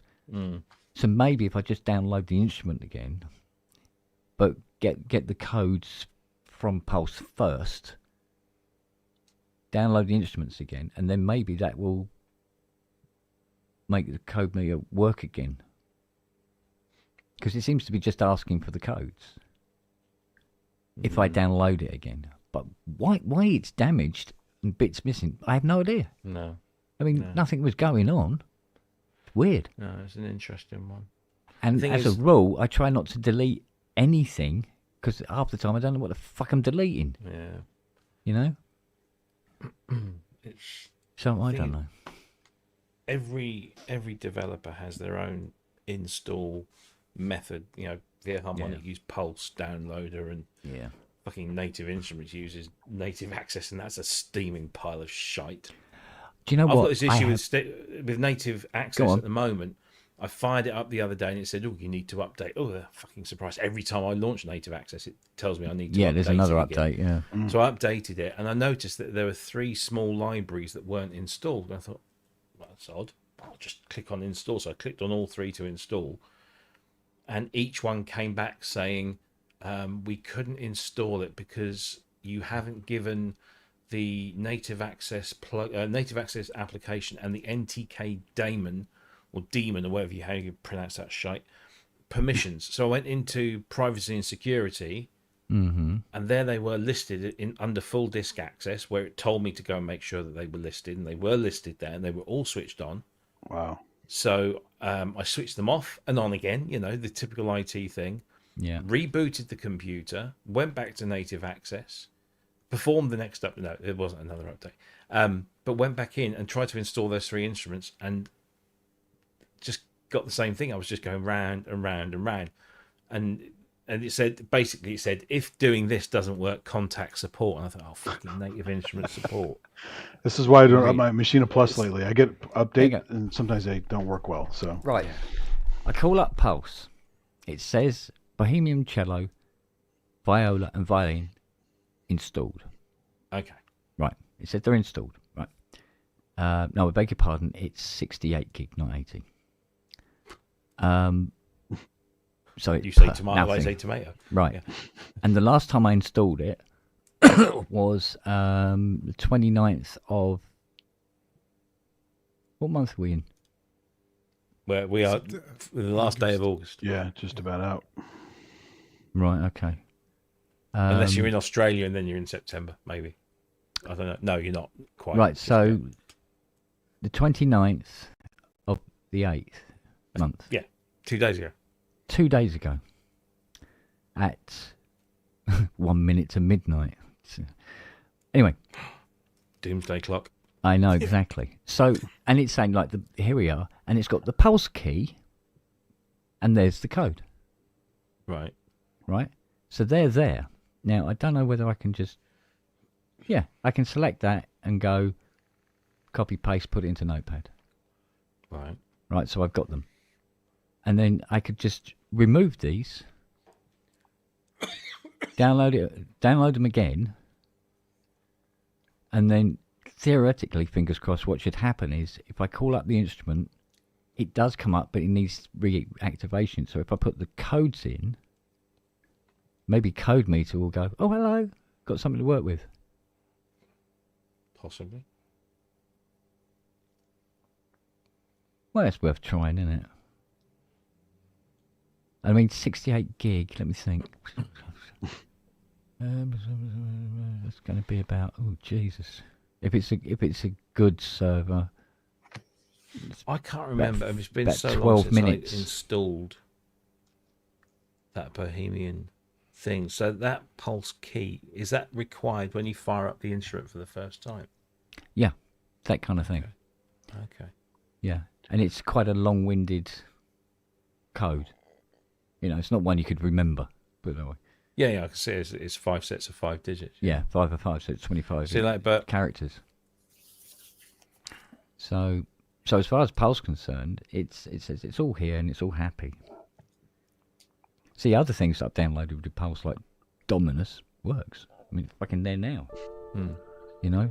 All this talk just made me realize I bought the Bohemian cello and never installed it, so I don't know about these components. man, The thing that did make me laugh, one of the instruments here is Timpo from Telltone Audio, and it says update available. And you click on that, and it goes website no longer available. It's a cancelled out instrument, but it's saying update available. You go, no, it isn't. So it's doable. So if I put those codes on, yeah, I'll pull the instruments off, download them again, but save that. Shouldn't be fucking. And then enter the codes, and then see if that fixes the problem. And code meter. Wait, you're starts forgetting working. Jesus is here. Please bless his computer remotely. Come on. Yeah, the last thing this Mac is. Jeff's got to walk into his studio and touch his bloody Mac. It will be sorted. Well, there you Exactly. go. Yeah. Put my hands on it. Well, It will be healed. well, yeah, you heard, like I said on the show yesterday, the monumental fuck up I did yesterday, where there were 2 videos and I clicked on the wrong one. I clicked on the teardown video. I was removing USB ports, Thunderbolt ports, Jesus. power unit, fucking everything. And then the other video is much shorter. It goes, the battery's under the speaker.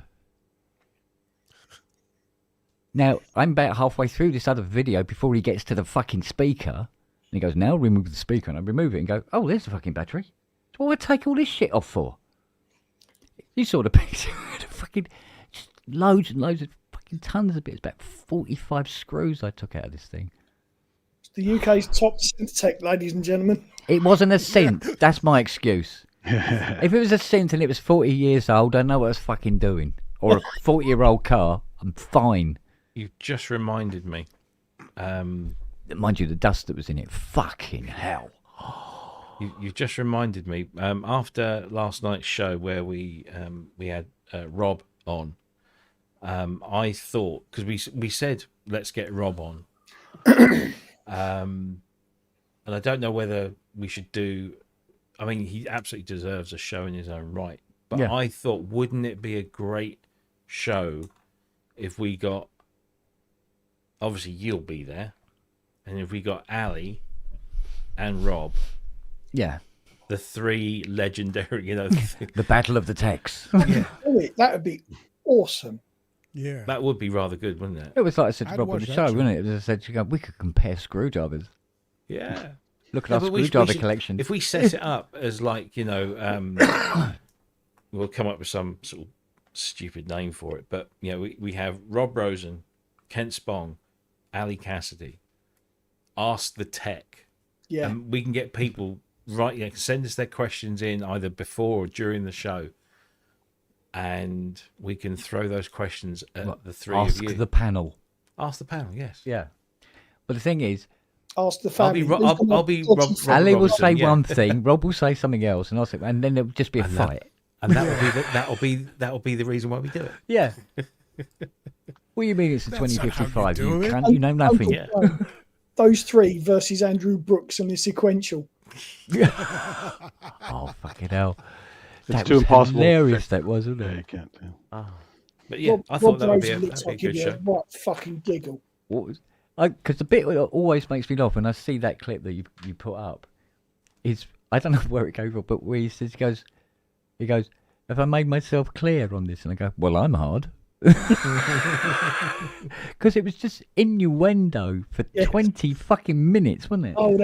That was thumb screws and shit like that, wasn't it? Strap-ons. Oh, yeah, and his knobs and this, that, and the other, and all the rest of it. And then at the end, what was it? I said, was it something like, was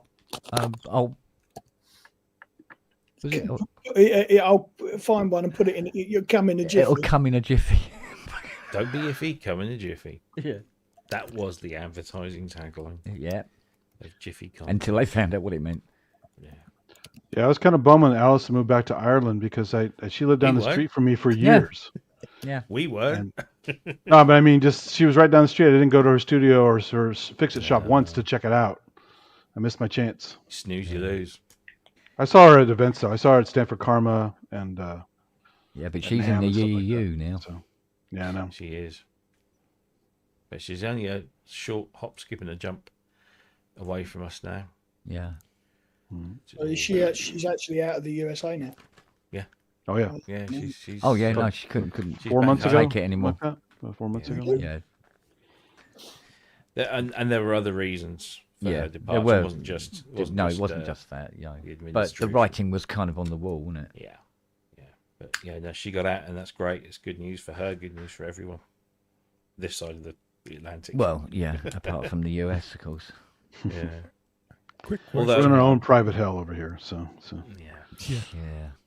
Yeah. And now, and his tariffs are now declared illegal. Yeah, I I saw don't know that. what's going to happen next. Only now they're nothing's- declared illegal? No, Yeah, no, the court. Look, the guy's a appeal convicted court. rapist, and he's still free. So I mean, nothing's going to happen with that. No, no. Well, no, but I mean, if they're not legal, they're not obliged to charge it, because if they charge it, it will be against the law. Yeah, but he That's stacked why the he's putting Supreme all his Court arse with his lickers people. in all the right No, departments. but If it hits the it's Supreme appeal Court, there's no chance. But so. even the Supreme Court are slowly. Wasn't it Alito that A little bit, but you know. Yeah, I mean, it's- there's chinks. There's Yeah. chinks there that, Bit ultimately. racist. No, I was waiting for that. Yeah. chinks in the armor Chinks in the Oh, armor, yeah. I see. I do beg your pardon. of that thing. I mean, yes, I mean, it was so obvious that he was, even though he only did four years in his first term, and then obviously 4 years out, he was stacking everything in his favor, Yeah. because this was always in the plan. And I was reading an article. I posted it up on Facebook. It was on Substack, and it was really depressing. It was very interesting, but it was really depressing. So it was basically, the implication was, if you're worried about fascism in the US, don't. It's already there. Yeah. And fascism never gets beaten before it takes a serious big hold. And the person that wrote this article cited every fascist uprising for like Italy, Spain, Germany, of course. Yeah, well, the ultimate. and others. And it was just like, oh fuck, we are fucked. We are. Although at the end of it, there was a few little things that that kind of gave you a little bit of hope. But it's. I see that the whole thing that's just kicked off with the postal services over, pretty much the rest of the world outside of the US are saying we're not shipping anything to the US. And tourism's way down, and a bunch of other stuff's hurting. But so, I see that there are a few, I was going to say chinks in the armor again, but I won't use that metaphor. Find a different. There's a few Kent. glimmers of hope. There's a few glimmers of hope because it's becoming apparent that certain things aren't covered by this. The things that people thought were worried about. So the one that I was most interested in was recorded media. So if you buy a CD or a piece of vinyl or something from the US to if somebody in the US buys it from Europe and EU and or UK, Japan, Australia, whoever, it doesn't it was never covered by de minimis anyway, so it was always able to go through. So there are people finding these things, and I think I read today a brief that was on the train, and I was reading this, and that Royal Mail here in the UK have found a way of getting around a lot of this by simply charging an extra £1.50 to anybody that's buying stuff from the UK and it's being shipped via Royal Mail. A simple £1.50 fee gets around all of the shit, and eventually people, smart people sit down and figure this stuff out. Yeah, well, after the dumb people have taken a massive great shit on it. Well, I love that. No, sorry, go. No, go ahead. No, it's good. No, fucking let the Canadian speak. Yeah, Okay, well, it's your turn. it's a Canadian thing as well. No, because I read something What's he today saying? about. I don't know. Fuck It's Such a strong. It's a Quebecois. we love you, Jeff. I know. Go for it, babe. Go on. No, so I read today, Matt. Oh, well, No, come on, Hey. spotlight. yeah. Then I read today something about the parent company of Jack Daniels. They have multiple whiskeys, and Canada stopped buying any U.S. alcohol. Yeah. And their sales have dropped 62%. It's reverse prohibition. Canadians are drunks. pissheads.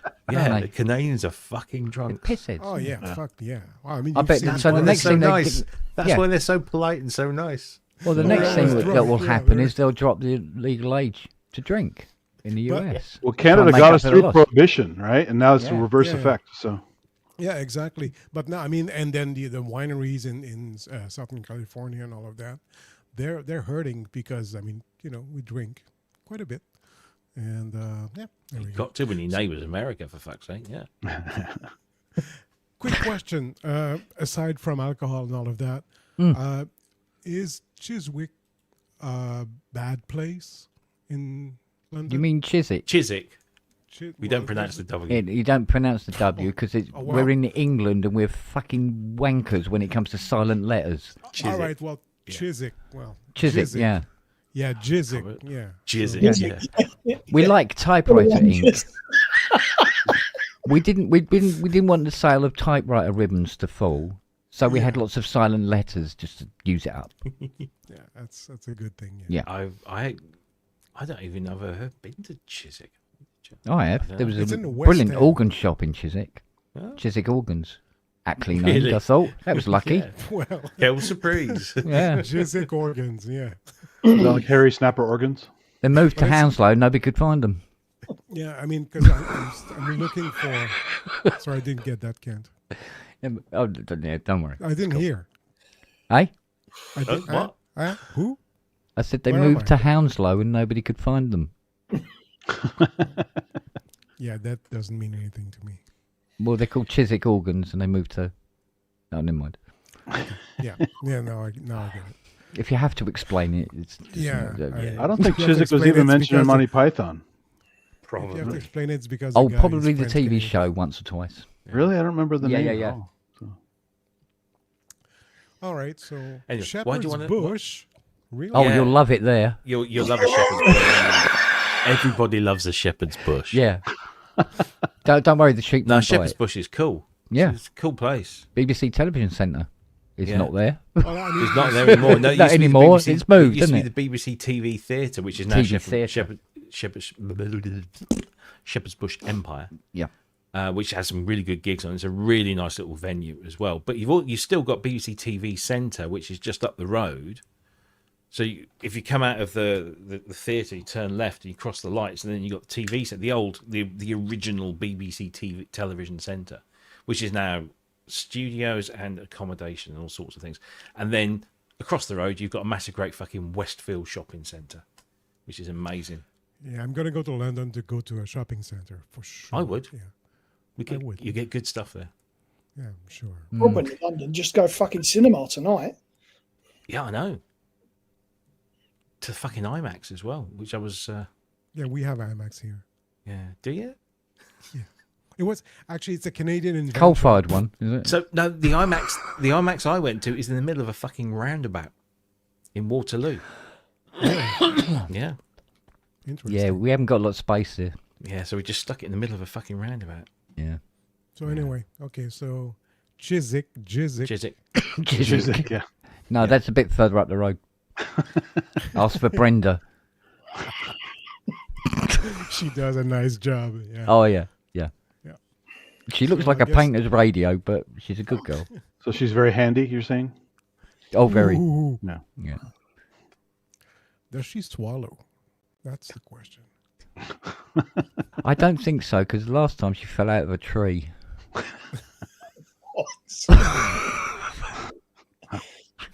It's been a bit left in the lights, didn't it? It is. It was the Monty Python thing. It set me down a surreal path. Oh, like the world's worst joke. Yeah. Okay. So, Where else are you thinking of going? well, I don't know. I'm just asking. Why are you Camden going to Market? Chiswick Because anyway? it says it's in the West End, so I know. I thought, well, the song says that there's nice girls there, Oh, there's West End and there's West End. right? Yeah. So The this might be theatre West West End. End. Right. Yeah. Chiswick's. See, because I'm Close. looking at London Centre, and then next to it Kensington, and then Shepherd's Bush, which Hammersmith, and then it's like that hotel is like right next to the Thames. I could swim up Hammersmith's to- all right if you go because you got the Say Thames Hammersmith. again. Well, it's not called the. Uh-oh, here we go. Say Thames again. Gonna get him. Thames. Thames. You told me that. Thames. Yeah. Thames. Yeah, I Thames said was that. Thames probably, but Thames. Yeah, Thames. Thames. Or, well, or it's Thames. THAMS. Like, we don't. I know somebody used to call it the H, Thames. and we don't pronounce the A Honest as an A. It's Thames. Yeah, it's Yeah. bizarre, isn't it? Hammersmith's Fucking all mad right. to learn English. Hammersmith is good for two things. It's good for the gig venue, which was originally called the Hammersmith Odeum, is now Yeah. called the Eventim Apollo or something shit Oh, like that. fuck that! It's still the Odeum. And about 200 yards from that is the bench that was used in the opening credits to Bottom, Yeah, Rick Mile and With the Aid newspaper Edmondson. on the back of And the it's a tribute. It remains there, and it's you've got to go just because. Can you of sit Rick, on it? Yeah. Yeah, oh God, it's yeah. a bench in the middle of a crossing. Yeah. So of wait course a you minute. can, yeah. So okay. So Westminster, Kensington, Chelsea. Stay away from Westminster. Yeah, Westminster's full of cunts. Yeah, no, I'm not. Yeah. Yeah, but not the I ones was I was you I was pay down for. there today actually. I was on the South Bank, and you could see him, the stench rising up from the. Wow. Yeah. I'm just Palace of wondering Westminster. if I mean I guess there's because it's like 9 kilometers to London Centre From from that hotel I'm looking at. Uh-huh. okay, So we have things called cabs yeah. and the Oh, underground. Yeah, the big black ones that yeah. Yeah, Yeah, they're not as I'm gonna- impressive I'm and anymore. gonna- remember, Yeah. Big Ben is the bell. Elizabeth Tower, Tower is is the the building. structure. That way you won't get knifed. Yeah. If you ask, Right, can you right. show me the way to Big Ben? You'll be told, you go Yeah. over there and You'll climb find this yourself in the ugly river. great ladder. Yeah. How did this happen? Yeah. And No, if we- you go on the big wheel, the London Eye, London, Yeah. I was there today. bring a packed lunch. It's fucking slow. Yeah, Yeah. well, that's the whole point. Yeah, I know. Well, You that's wouldn't the find point, that yeah, at 'cause Centre Parks, mate, I tell you. But you have to book that well in advance. Yeah. Can't So just once you turn up on get the in a day. car on the eye, how long does it take to go all the way around? It's at least 20 minutes. Oh, Oh, okay. I thought it was an I hour. thought it was like an hour. It could be. I don't know. Yeah. I've never been there. I can't afford that shit. I'd have to ask Luke. He's been on it. Yeah. My No, daughter it's- went on there with. My daughter went on there. I'll keep it quiet because she's upstairs.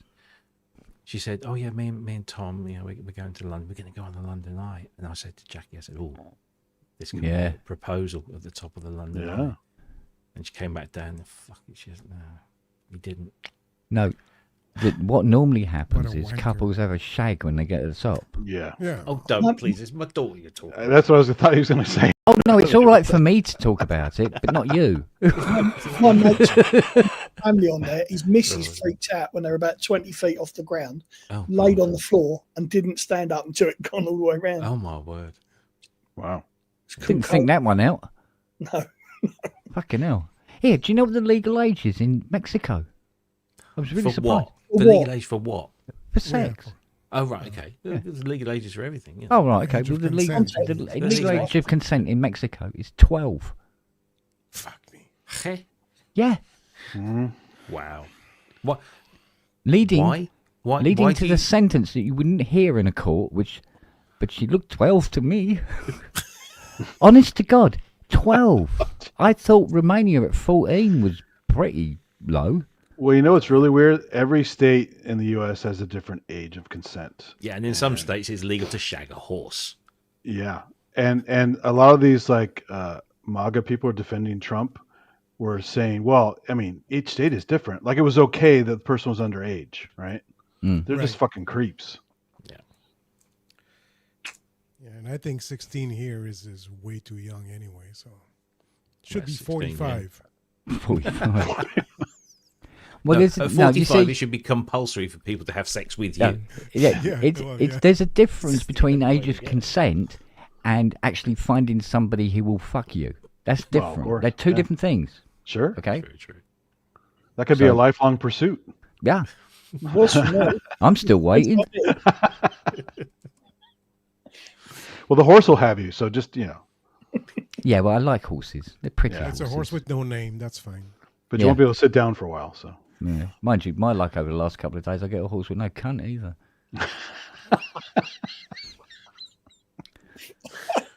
Going well then. Uh, or I approached it from the wrong end.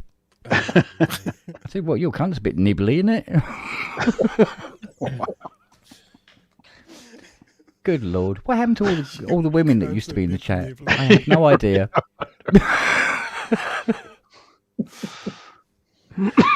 See what Haley fucked No, off we're not on. still on. This is the third show.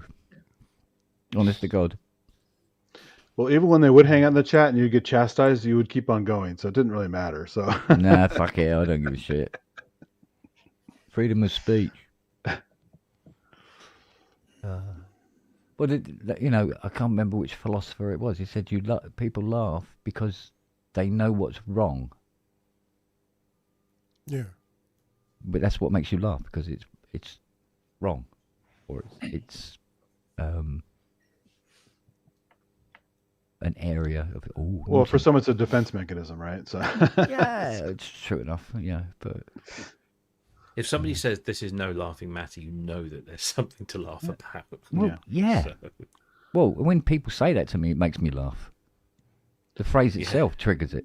yeah. well, I mean, as many comedians have said in the past, there's nothing out of bounds. It might be inappropriate, but it's not out of bounds. Yeah. Right. Well, Jimmy Carr said about he was asked what was the riskiest joke he's ever told, or ever written, rather, and it was the one about mosquitoes. About mosquito nets, and that way millions and millions of mosquitoes could have been saved from dying from AIDS. Yeah. You know, and yeah, it's wrong, but that's what is funny about it, because it's wrong. Perfect example. Someone came on Letterman a long time ago and was making OJ jokes that was right, during messy. the murder trial. He was messy, yeah. And they said, "Oh, I don't think anything's funny about double murder." Like 5 days later, they're making OJ jokes on the show. Yeah. So Fucking hell, the moment the Challenger blew up, I was fucking hearing jokes from people, you know. Oh, 7 Up and all that, yeah. Yeah, need to know 7 astronauts. Norm Macdonald. Norm Macdonald and O.J. Simpson. There's somebody who has put together a video on YouTube of all of his SNL. Oh, that was great. Weekend updates. And he was friends with the guys in charge, and they were pissed. Yeah. Yeah, and it is the most hilarious and brutally honest take. I think Don Allmeyer was friends with OJ, and he didn't like Yeah. that one bit. Yeah. It effectively got him. Booted Well, off. they wanted to fire his writer, his head writer, but they said, but we'll keep you. And he goes, no, if you fire him, you fire me. Fire me. Yeah. He's a That's called integrity. big loss. Norm was great. Yeah. And he's French Canadian. Yeah. Yeah. See? So Very it's good in the people. face of adversity. Go to the US. It's like somebody was saying about how the TV comedy, situation comedy, Love Thy Neighbour could never be screened today. And try and find something in Love Thy Neighbour that was actually offensive. Because there isn't. Because, all right, so you may be. No. If you watch the premise of it, so that the black family moving next door, and he's not happy about it, because they're black and all the rest of it, blah blah blah blah. But he always comes off worse. He always loses. So what is offensive about that? It was exposing. It was exposing the bigotry. So there's nothing offensive towards black people. Is that the one that started All in the Family? It was a copy of it. No, that was. That's Till Death Us Do Part. Because All in the Family is the same thing. It was all making fun of bigotry. Yeah. Yeah. Well, yeah, that was the whole thing with you just said it and I've forgotten it again. Till Death Us Do Part, which was a character. It featured a character that eventually became your Archie Bunker. Yeah. And he was just an old fellow with old ideals and everything, and he would spout this stuff, and he'd get put right, and there was a kind of a moral to it, and so but also at the end of the day, there was stuff in that got away with then that you couldn't get away with now for lots of Be- different reasons. Benny Hill is a good example. Totally Benny Hill was- inappropriate, but no, I mean it was inappropriate in the sense that he always had ladies in underwear, but the winners were never the men because No. they were chased. I mean, they said, "Oh, it's sexist." Well, no, it's showing that women won't get used, and I mean, although I mean, and everybody watched the fucking show anyway, men and women. Oh yeah. But see, the thing is, when they say, "Oh no, you couldn't show something like Love Thy Neighbour again," and you go, and I agree, but not because of its content; it's because it's too dated. Yeah. You know? Yeah. I mean, yeah, it's out of date in so many ways, culturally and Yeah. you know. So, Well, you wouldn't some of actually find any of it funny. no, It's that out of date. because Well, because the it's like the Lenny attitudes Bruce then- stuff. It was controversial, but it's really not Yeah. that funny. A lot of it. But I So- mean, but a lot of like, people of power and all the rest of it leap onto the offensive bandwagon. It's not that it's offensive; it's that it's dated. Yeah. And But you put it on, offence- nobody really want to watch it. To be honest, offense is an incredible, it's a incredibly personal and subjective. then that's their problem, isn't it? Yeah, Yeah. it's yeah. Yeah, you can change the channel. Say You something. don't have to yeah. watch. Yeah, We Yeah, can all exactly. say stuff, and you might be offended by it, but that's a you thing. That's your Yeah. problem. Yeah. Yeah, Yeah. But there are some things that you can say that are universally offensive and Yeah, shouldn't be said. hurtful. Yeah, right. Yeah, when it boils down to No, if there's malice behind it, then it's Yeah. not comedy. exactly. Right. Exactly. As soon as that enters into it, then By the way, Yeah. speaking of Norm Macdonald, you got to check this link out if you haven't seen it. In memory of Norm, his podcast show is one of the funniest things he ever did. Yeah. It's free download on the Wayback Machine. yeah.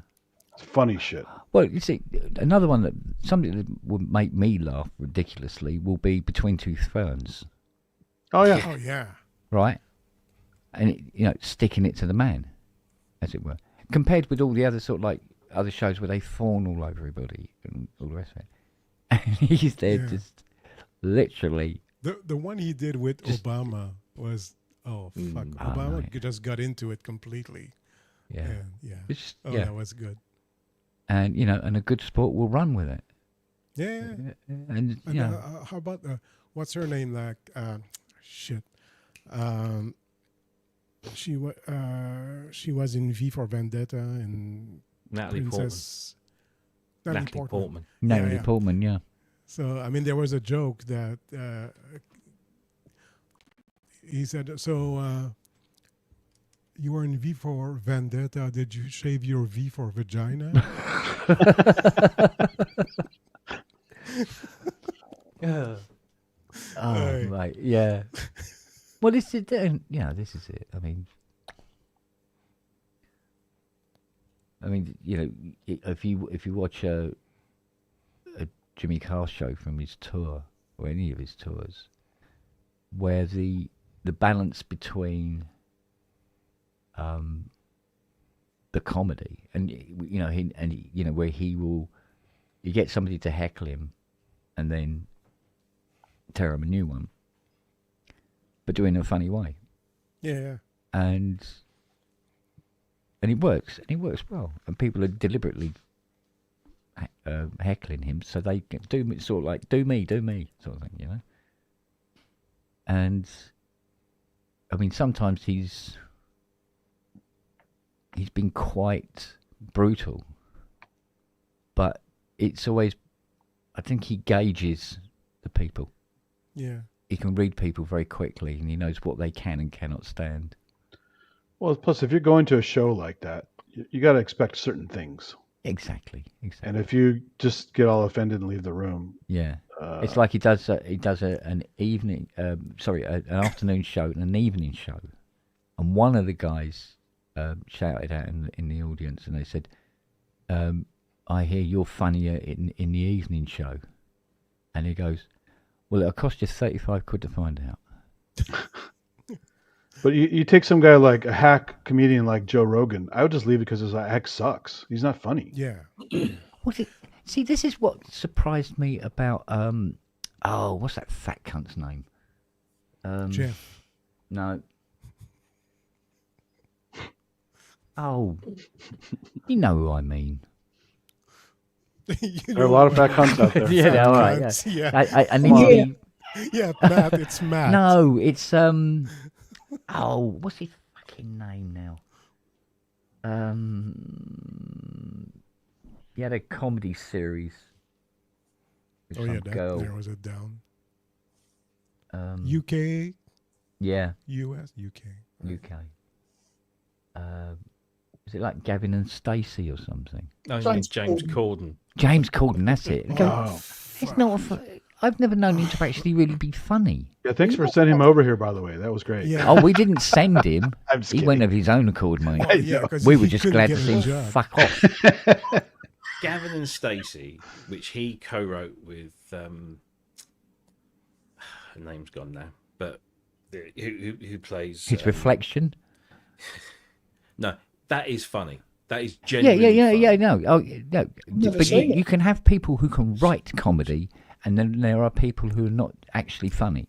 He's got a personality that is maybe not to Abrasive. everyone's taste. I don't adore him. I don't, but I don't dislike him. No, he's a good comedy writer, but when if he's on a panel show, for instance, or whatever, he won't be funny. He's not capable of saying anything funny unless he's written it first, or somebody's written it for him first. If you see what I mean. Yeah. So, because he didn't he do a stand-up tour, and it was cut short because it was just like absolutely diabolical. I could never see him doing stand-up, to be honest. He's not. I mean, I used to. Whereas Ricky watch Gervais is episodes. a brilliant writer, but he's also can do stand-up. Yeah, but I could stomach watching Corden when he was doing the Late Late Show in the US as a chat show host. He wasn't awful. He wasn't. He was no Letterman. He was no Colbert. But he was okay. The guy that did he. Andy, tell me, did he replace Craig Ferguson? Yep. He Well, did, replaced So Craig Ferguson retired, and then Every time I see a clip of Craig Ferguson doing the Late Love Late it. Show, it's just fucking sublime genius. He was a funny he's guy. good. Yeah. Still is a funny guy. Yeah, And since he hands quit, down, naturally Yeah. amusing and funny. yeah. Aye. Well, speaking of Jimmy Carr, the first time he played here in Montreal at the Just for Laugh Festival, it was they had a show where there's like everybody does like a 15-minute act, Yeah. and that's the first time he played here.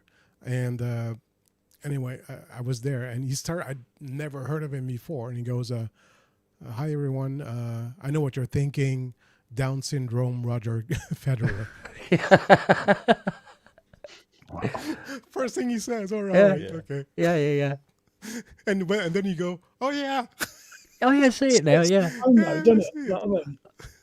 It's like because there was one where he does the things where people send him text messages and then he reads them out and Yeah, follows yeah. it up. Apparently, and one of his shows he had a blind guy, and he says, "Oh, where is he?" Like that. He goes, over here, like that. He goes, "Can we bring up the lights?" Like that and everything. He goes, "Oh yeah, there he is." Oh yeah, like that. He goes, "Obviously, I brought up the lights for me, not for you." Sort of thing, right? And he goes, and he was talking on, and they had about he's talking about his guide dog, and because he's got his guide dog with him, and he goes, "So is that your guide dog like that?"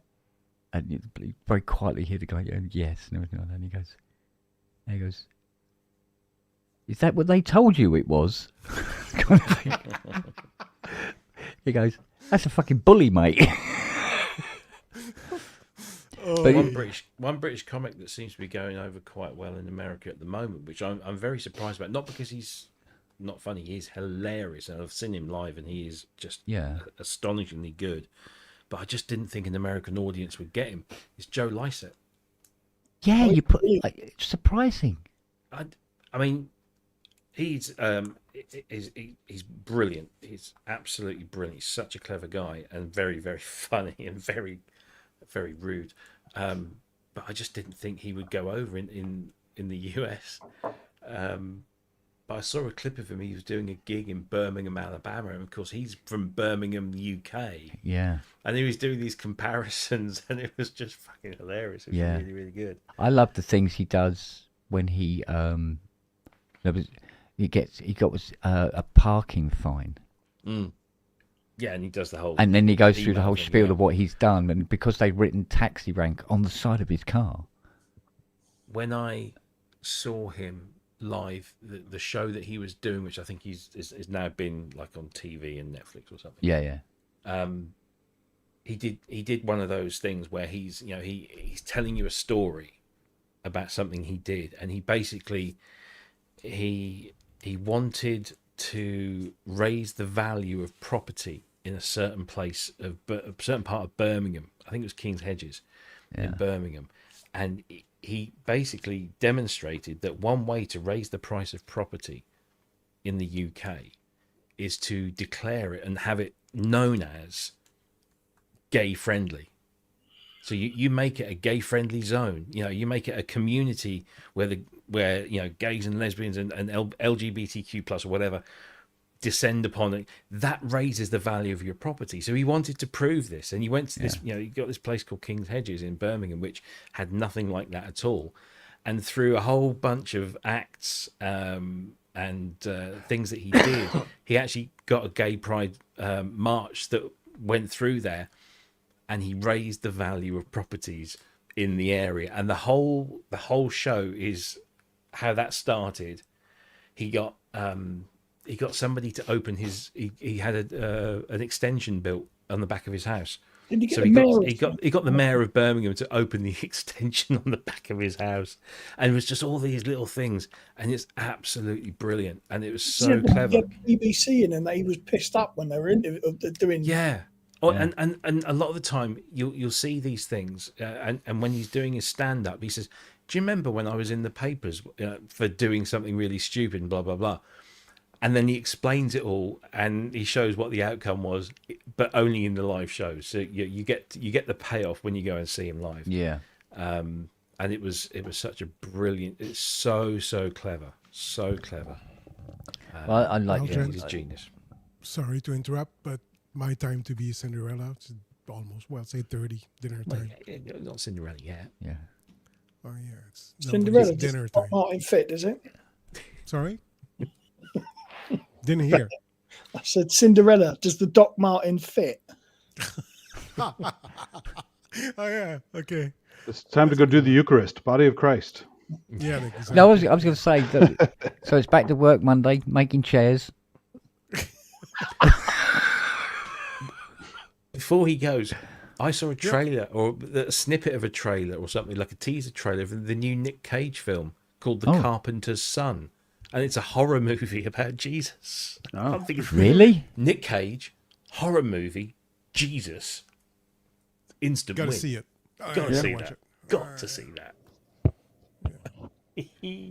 Oh, God. All right. Yeah, that's what he said. Oh, okay. Kind of like Mandy without the My dad axe. like that. You know, the- Yeah. All right, Wow. guys. So I'm going to go reserve my hotel at Jizwick. Chiswick. Sorry. Yeah. Jeff's going to Anyway. come over and fuck up every town name and every place now, isn't he? He's going to London, every hole's a goal. You know he's going to take a picture of the sign with jizz on it. Call it Jizwick. So. Chiswick, yeah. Can That's you a show nice me fucking where St. George's the prospect, Chiswick you know. is? No, Jizz to cover the W so you don't pronounce it. Right. Okay. All right. I'll talk to you. Chiz soon. comic. Jeff's got a DNA up London now, isn't he? That's it. Yeah. He had to All prove right. he's there, so he got the DNA. See you everywhere. later, Jeff. See you guys. Take care, bud. Look after yourself. Oh, fucking hell. Chiswick. And was it Thames? Wasn't that a Charles Dickens novel, The Chiswick Papers? Yes. Yeah. It's quite a raunchy book. Yeah. Now, Sean Locke was another guy who could just talk, and it was hilarious. Wasn't Mrs. Havisham from Chiswick? Probably. Yeah. In the end. Oh, man. Oh, I don't know. Good stuff. Yeah, so I counted my acoustic lenses, and Lily has eaten 23 of them. Together, when Is she was a very pup. quiet now? When she moves around, does anybody hear her? No, she sneaks up on people. No, do you know what? She's been really, really, really good. It was like for a week. And then No incidents at all. We thought, she's getting older. She's getting out of her puppy stage. Maybe we don't have to go another year of this. And then this morning, I come downstairs, and she's got into the ISA cube, as it were, gone through all the boxes of all the various sundries and everything that we're using to restore the Muzzy, and distributed them evenly across the garden in the rain. She's eaten another pot of clay bar. There's little packets of clay bar with teeth marks in it. Wow. A bottle of shoe, you know, the shoe blackener. You know that liquidy stuff, and you put it on your shoe, right? It's like shoe polish, is in a liquid. Well, I use that for doing things like repairing toe legs and stuff like that. So she's bitten one, didn't like the taste, and it's just oozed shoe polish out all over the lawn. Wow. And it's like, fucking hell. It's brand new rolls of run down paper. Of course, it's got wet, so it's rolled up into a tight little ball. Okay, I thought childproofing was tough. That dog's outrageous. And there was a colander, and Fiona goes, "Where the fuck did she get a colander from? There wasn't a colander in there." I said, "No, she's got that from somewhere else." She's opened the drawer in the kitchen, and then had a look, see what she wanted to take out of the one of the big kitchen drawers. I mean, it's a fucking big drawer, right? How the fuck do you not hear this when she's rooting around? She is quiet. We heard the phone ringing one morning. I went, "Hey, where's the phone then?" I'm looking around everywhere. It was down the bottom of the garden. She'd taken it down the garden. Hadn't chewed it or anything, just took the phone to the bottom of the garden and left it there. It's annoying me. I'm gonna. Yeah, she goes, "It's fucking hilarious." Yeah. Wow. So, or cups, spoons, knives, the things that she's taken out into that garden is. You need a thing like Robbie has for the cats. Just put the dog in a little enclosure.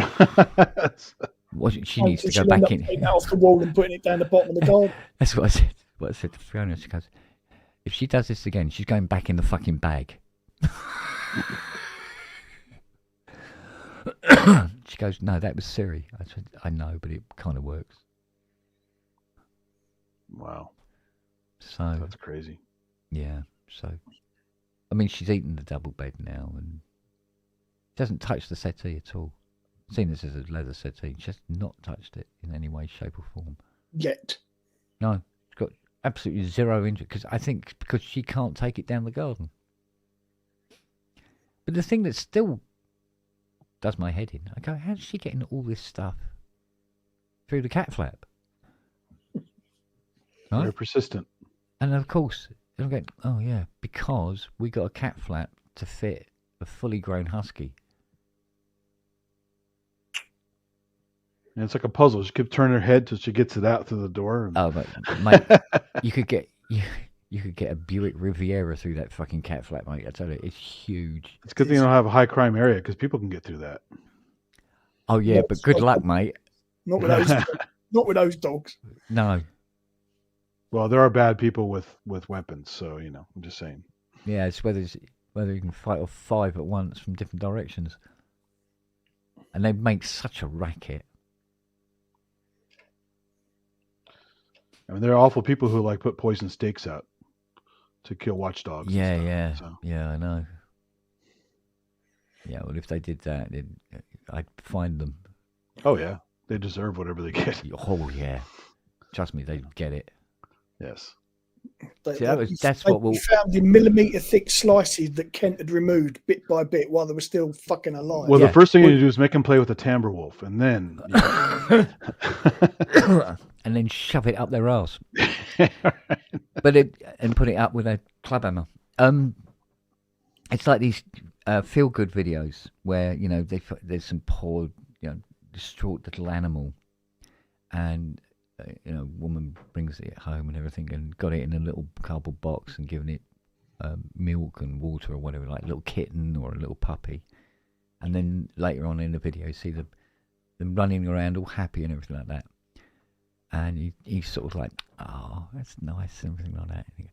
But for me, it's like, no, I want to find the person that fucking left them there or abused them in the first place. Oh, yeah. Can we see the video where you catch up with them and put a pitchfork in their bollocks? Yeah. Do you know what I mean? I want to see that.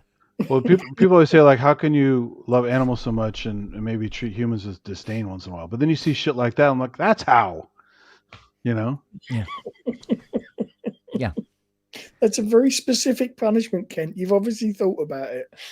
Oh no, that's one of the mild ones. That's one of the mild ones because I don't want them to get reach the peak too soon. Need to work up to it. Oh fuck!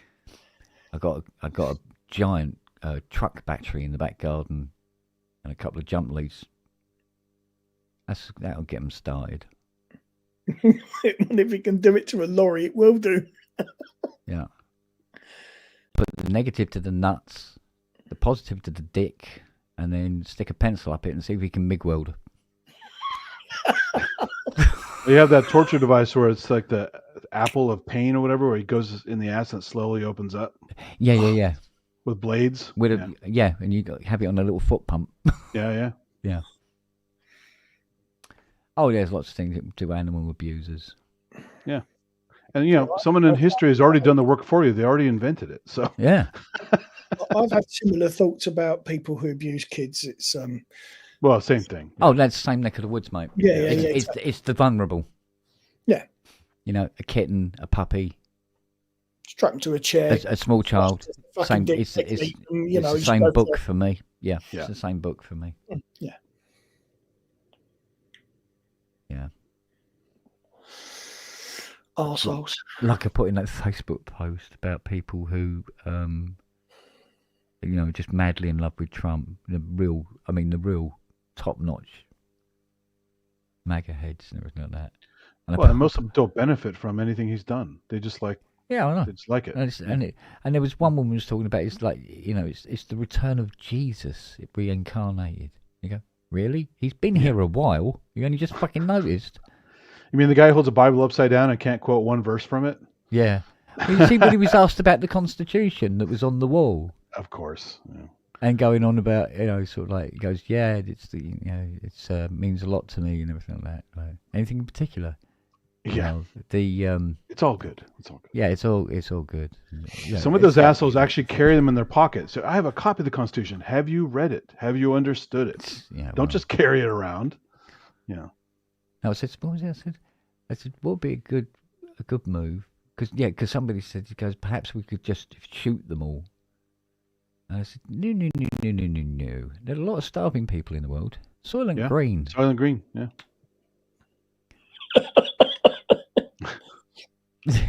Yeah, Jesus, yeah. And he's been there a while. Have you not noticed, people? Good God. It's going to be in Chiswick soon. Oh, God, yeah. That's it. Oh, mate. But, I don't know. I love that one where the guy on the street and he was talking to this guy and he was saying about how something to do, he was asking about Epstein's files and stuff like that. And he says, no, he says, I'm more interested in what Obama was doing because he seemed to never be in office doing his job during 9/11. What? He goes, oh, during 9/11. He goes, yeah, there's something I'd like to get to the bottom of. What? I think I've got shoes that could outsmart this guy. Yeah. But he wasn't president during 9/11. But he was going to be, and that's the whole thing, right? You see, it was he was influencing from the future. He's still going on about Obama and everything like that. Or Wow, I think Trump is there's your Jesus racism nailing on the thing. cross. Yeah, exactly. Otherwise, it'd be Biden. They can't even admit that he was he had a proper birth certificate. They've never given that one up either. Oh God, no. Okay. So But there was people I do read move somewhere. on from things. Well, I was reading a little passage on something where they were saying about guy said, "Oh, Elon Musk, buying Twitter, calling it X and everything, and so it could be used as a platform for the MAGA movement and all the rest of it. Blah blah blah blah blah blah blah blah, blah and all the rest of it. And then getting rid of all the get rid of all the immigrants out of the country and everything like that. And just go, then there'd be nobody left. If you got rid of all the immigrants, technically you're all related to immigrants, one way or the other. And it was quite interesting because they said, oh, it's bitten Elon Musk in the arse in the end because of Tesla. Yeah, isn't that great? Yeah. He's So not really environmental, but he needs those environmental things for electric cars to keep his business going. Yeah. And then you push the wrong buttons and they say, all right, well, fuck your program then. So yeah, but then the tariffs came in. Yeah, that too. Right? And I don't think even he knew that the aluminium didn't come from America. Yeah. So the price of well, the lithium, the aluminum, all that stuff. It's just exactly. Yeah. It's like the circuit board. You guys are making your own circuit boards. Sorry. Yeah, but it was like all the red state farmers, and they got rid of all their get rid of all the Mexicans, and then next thing you know, they got all their produce rotting in the fields because there's nobody to pick it. Yeah. I mean, how fucking dumb do you have to be? Yeah, there are family farms that have been around for generations that are going under because of they wanted to get this guy in there, and the USAID stuff alone was killing their business because all the subsidies and all their food going to different countries was canceled. And it's like now they have their money is way gone, if not totally gone. Well, I mean, I said, from the outside, it always looks a bit sort of like suspect when, Americans seem to be, from a very, very young age, they are indoctrinated and told that America is the greatest country in the world. And, blah, blah, blah, blah, land of the free and all that sort of stuff. And it's all, and that give the impression that America does not rely on anything else outside of America. Yeah. And it's so the opposite. Oh, yeah. Like every other country on the planet. Of course. We're not in a vacuum. No. But they're indoctrinated, literally, to believe this. Yeah, for sure. Did you see the latest where Trump has been trying to get Smithsonian to change its exhibits on slavery and stuff? Mm. It turns out slavery, according to him, wasn't that bad. I mean, there's a lot. Just recently, there was some meeting Trump was having, and he was in the White House, and it is now since been decorated in the way he wants it. Oh, you mean and it looks like a hooker's boudoir. Well, the oil baron, like the Saudi Arabian prince bedroom. Yeah, but it's a fucking gold leaf fucking everywhere, and it's like. Well, you've seen his apartment at Trump Tower, right? Yeah. Or it's basically black marble, gold, just opulent, gaudy, awful shit. Someone has no taste, Yeah.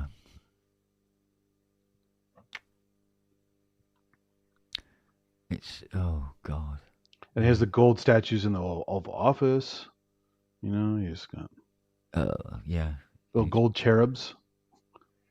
Yeah, and all this cobblers and something about putting a ballroom on the roof or something.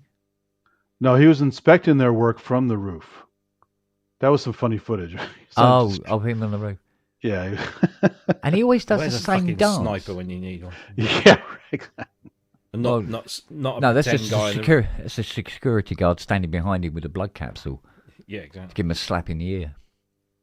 Oh, that hole healed miraculously in his ear, right? Yeah, you know how fast cartilage heals, right? It's Yeah, it's all shit in it, but hey. Yeah. They're going to believe it because they need to, because they want to. Sure. And they need to believe it. They just Well, take it's it just all like, and I'll say this time and time again. I don't trust any damn politician. Even if I'm going to vote for one that's a little bit better than the others, they're all full of shit. And the way that people take all this as the gospel and how he's some kind of deity or whatever, it's really disgusting. Because you shouldn't be trusting any politician, even if it's on your side. No, anybody who wants to be a politician shouldn't be allowed to be a politician. Well, Billy Connolly said that in 1985. The desire Yeah. to be a politician should buy you for life and Should- never be one. Yeah, it should exempt you from it. But like I've always said, it's like, which bowl of shit do you want to eat out of? Which one do you think will make you throw up less? It's That's along the that's same what lines as elections are. the Groucho Marx comment about I wouldn't want to be a member of a club that would have me. Yeah. Well, the Greeks had it right when their version of democracy wasn't, based on any kind of party political thing. It was everybody for 6 months or whatever. I think it was 6 months or that. Yeah. Had to work in government. You, me, Yeah. bloke down the street, lady over there. We all had to do our duty, and so therefore there was no. It was democratic, but everyone had to do it, and there was no party politics. There was no money involved. That's. Yeah. Well. Yeah. Yeah. They got that right, but there you go. But I mean, even our government, which would, it's held in such high esteem and all this, but it's just mate, it's just a money laundering with fucking suits on, isn't it? I mean, let's face it. Everything's more expensive, but you get less for it. So it always is. Do you remember? Because I fucking remember when it was announced that VAT was going temporarily up to 20%. I must look up the use of the word temporarily and see what that actually means. Because if it goes up, it's like a ratchet. It don't fucking come back down. Yeah. Ever. And Brexit was an advisory referendum. Yeah, well, at least we found out that you can convince half the country of anything if you write it on the side of a fucking bus. 1/3 of the country. Well, whatever.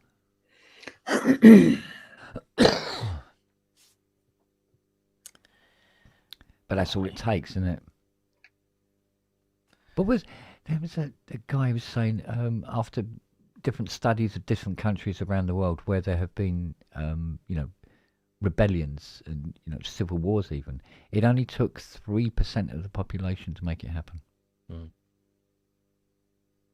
As soon as you got 3% of the country going, right, let's fucking get rid of this fucking shit show.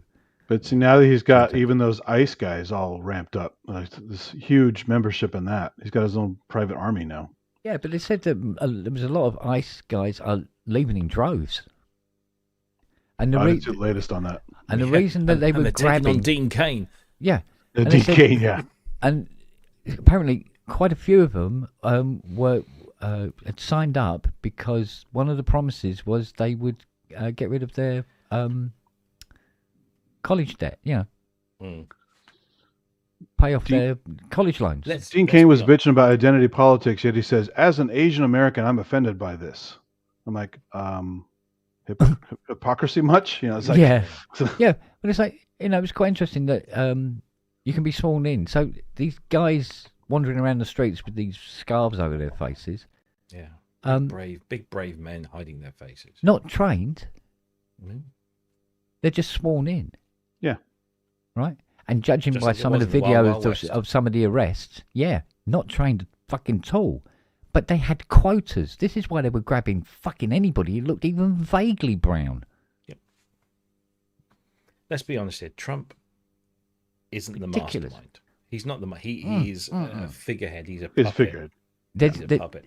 As is Vance. They're all just pompous figureheads who It's just a pimp, yeah. believe the hype.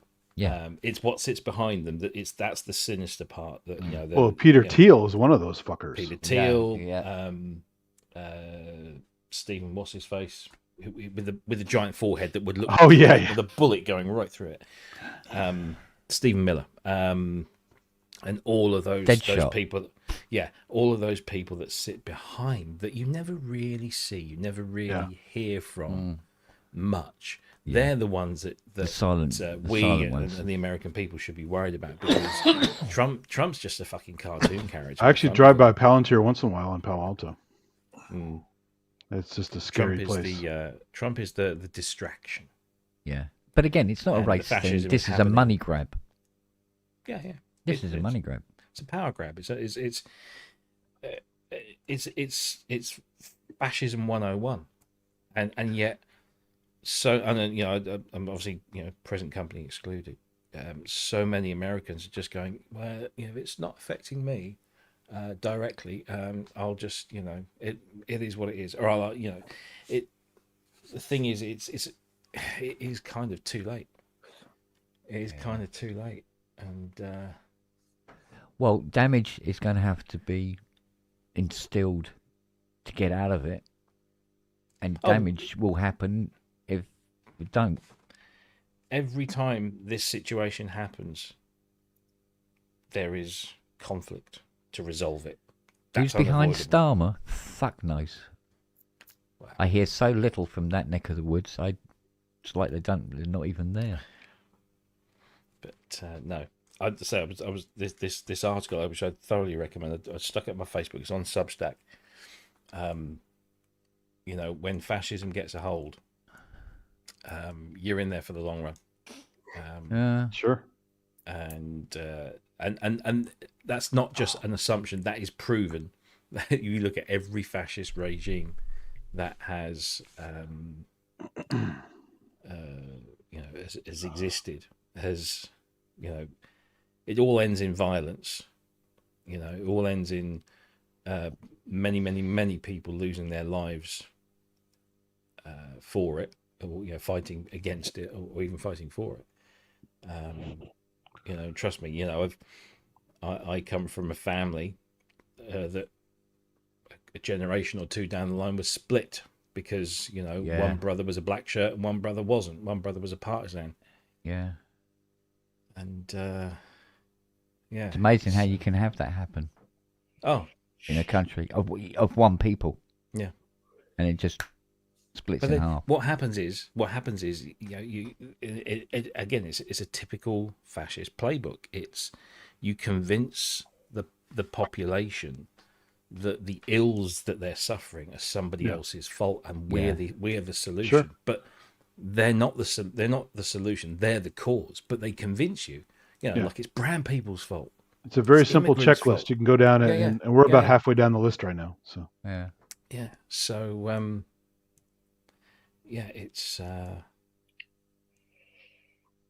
it's happened, and it's happening again, and it will play out, and it's happening in Israel, and it's happening in probably other places in the world. I wouldn't say it's happening here yet, but the seeds have been sown. At least the thing is with the UK, we did have, we had our own fascists in the 20s and the 30s. At least Mosley said that's what he was. He was open about it. The current batch do everything they can to deflect from that, but it's all fucking there. Yeah, it's all fucking there. Yeah, it's. Well, every once in a while you have to, mess up the anthill. They all fight. A bunch of things die. Yeah. And then it's back to normal again. So. For a little while. So this is it. This is our generations and other generations. This is what we go through. Our parents. You've got to feel sorry for all the innocents that fall along the way. That's the thing. Yeah, that's the thing. So. It's like the 14, 17, 18 war. It was in many ways so pointless. Always is. It was particularly pointless, though, wasn't it? Oh. Well, always is, except for people pulling the strings. But the Second World War, I mean, we got involved in the Second World War to try to help Poland initially, but we knew what was going on. Well, of course we did. We fucking basically told Hitler, go to the Sudetenland, but leave Poland alone. Yeah. You know, Yeah. But yeah. Yeah, he wasn't a very good listener, was he? so there was a reason for that war, but that First World War is still, it's not, it wasn't a good enough reason for that many people to die. Well, when you think, I mean, well, it all kicked off with the assassination of the Archduke. Franz Duke, Archduke Ferdinand, yeah. Yeah, it was just there was a tiny Okay, little thing. one that sparked guy. It off. Yeah, and that was it. Yeah. And then everyone's getting on other people's sides. Oh, well, if you're going to pick on him, then we'll have to pick on you. It's so under treaty, what's been kicking off in Ukraine, and people taking sides over that, and what's kicking off, obviously, what's been kicking off. I mean, this is There's always something about kicking off somewhere. Yeah, but the thing that gets me about Israel is that what's going on there at the moment is it's all down to what happened on October the 7th, which was fucking horrible. I mean, yeah, it was. It was an atrocious thing to happen, but it didn't start there. It started decades before, and you have to realise why October 7th happened. Not just that it happened, which is despicable and should be. Well, now Trump's sticking his ill-equipped, fucking sticky fingers into that bloody neck of the woods. Well, everywhere. I mean, look how wonderful it is in Ukraine since he had that meeting. Isn't that great? Oh, yeah. Yeah. A bang-up job. And Gaza's looking really good at the moment. I wouldn't be surprised if he ends up turning around asking Israel to give back the Golan Heights. It's and kick that all off again. I just don't get why people. Well, I know why people aren't saying what is actually going on in Israel and Gaza and the West Bank and all that. It's ethnic cleansing. It's property and land acquisition. And that's all it's ever been. It's all it's ever been.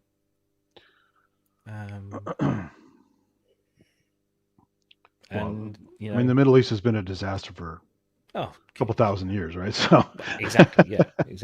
Yeah, but it didn't help when we all stuck our fucking oar in. No. So, you want it because it's your holy land. Okay, we'll give it to you. Push these other guys out of the way. Yeah.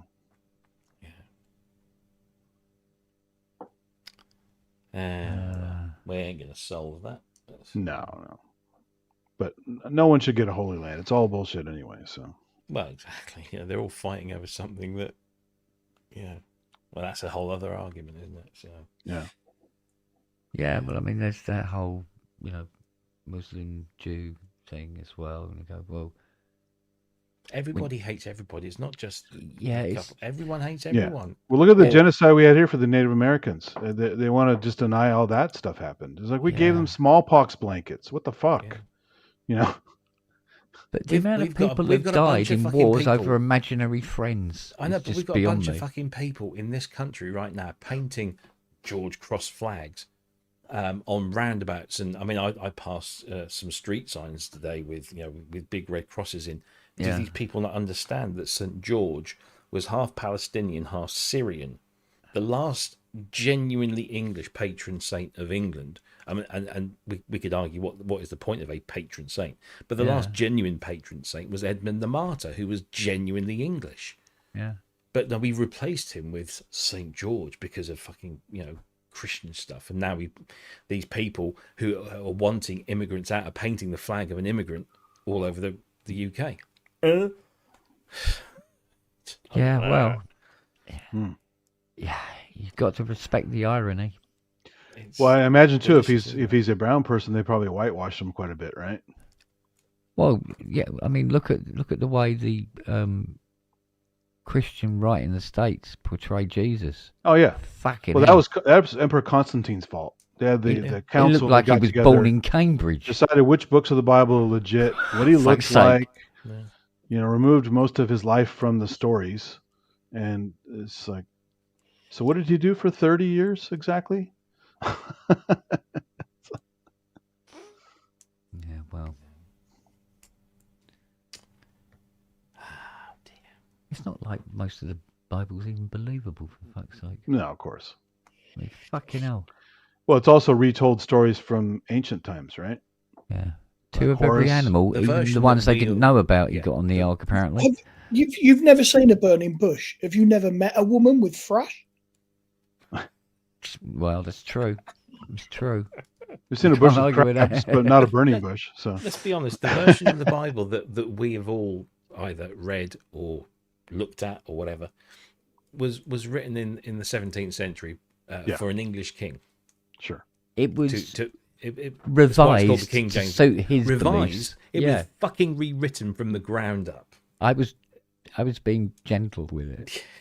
It was, and it's just insane that and yet people quote it as the word of God. No, it's the word of fucking. Not to what mention King the fact James that it said. was translated a million times, and also oral history for how long, and finally written down. It's like the game of telephone. Chinese whispers. Anyone? Oh, yeah. Sorry. Can we say that? Can we say that? I'm not sure. Uh-oh. Yeah.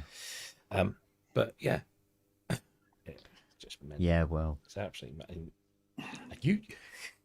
You try telling them. Oh yeah. They won't believe you. Well, there's a great example of this. So there's a famous Greek a sculpture of Zeus. I forgot who the sculptor was, but there's a famous sculpture, and he depicts him as having these little horn bumps. And the mistranslation was there's supposed to be light emanating from his head. It was mistranslated as like little horn things. So the sculptor literally sculpted little horn things in his head. I'm like, it's fucking translation error. Yeah. Yeah. Exactly. Well, most of history is a translation error. Yeah. Well, history is. Well, I mean, seriously, what? Noah was the only person that had a fucking boat. Well, according to Ken Ham, we have a scale model in the U.S. And Oh, do you? Amazing. You've seen that the Ark project bullshit?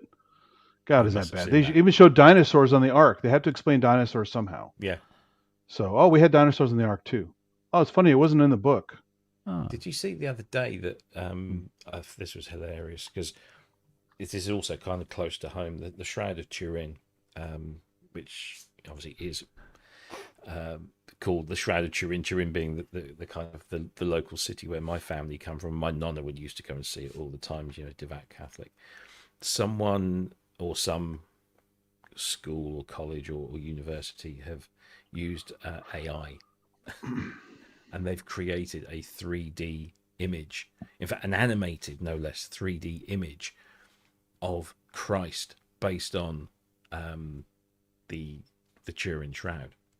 And as you would expect, he looks like a chiseled white guy with a beard, and completely ignoring the fact that he came from the Middle East, and so therefore would undoubtedly have brown skin, brown eyes, all of this kind of stuff. And yet, no, they still, to this day, are trying he to was portray special. him as a white European. He was very special. Yeah, right.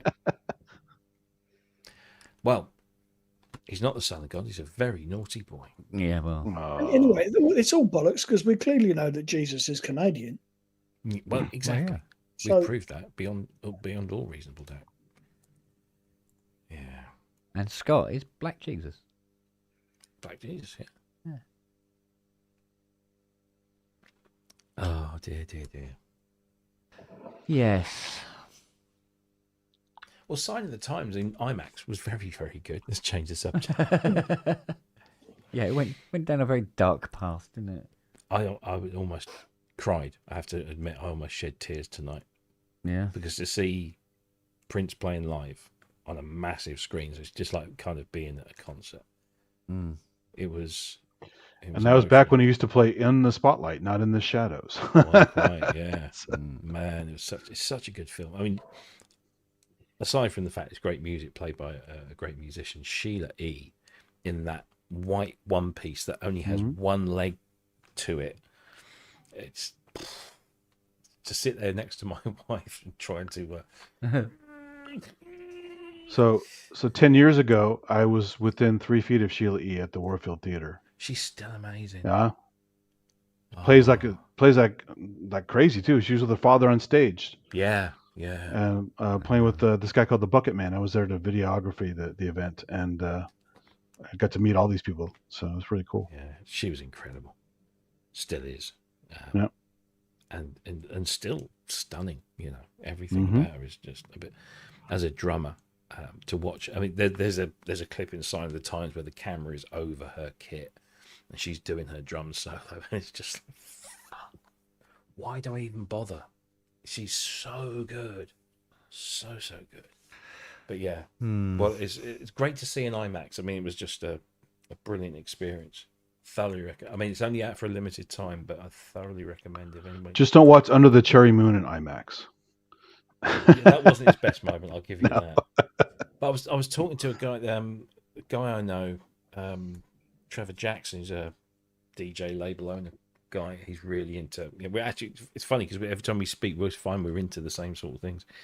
And he messaged me tonight, asked me how it was. I said it was just amazing. He said I'm gutted because I wanted to take my kid to see it, but it's rated over here. It's rated a 15, so his kid couldn't come along.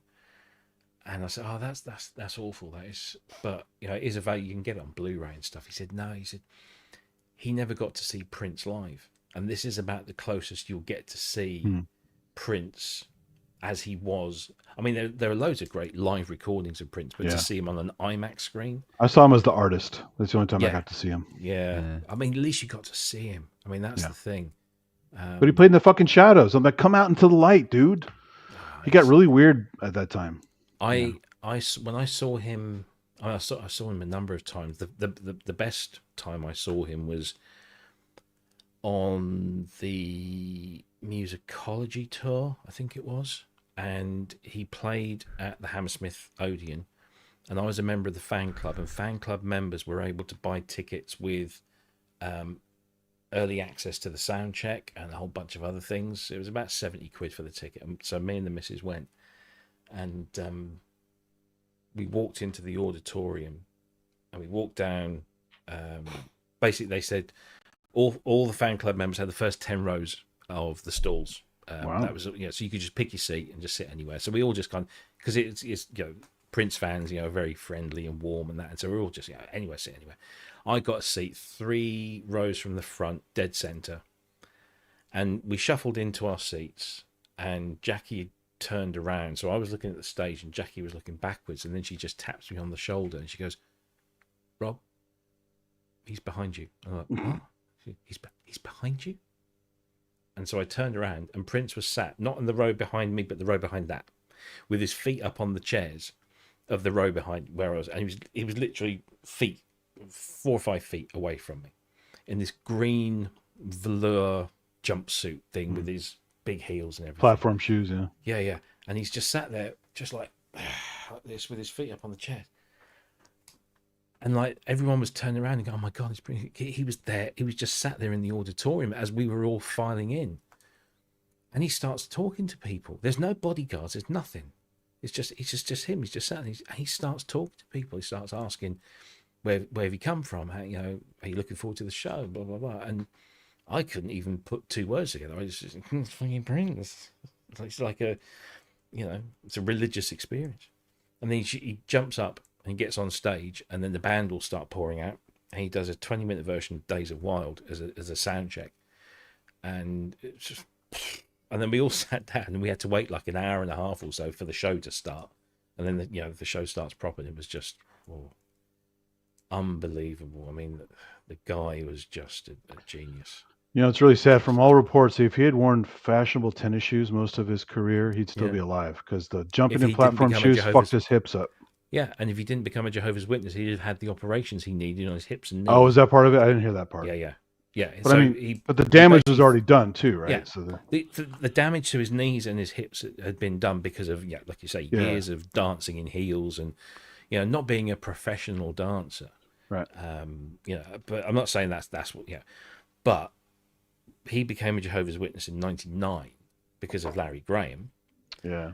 And he then refused to have surgery. That's too bad. Because of the whole Jehovah's Witness blood transfusion That's thing. during that time of the Kevin Smith story, right? Where he had to. He hired him to.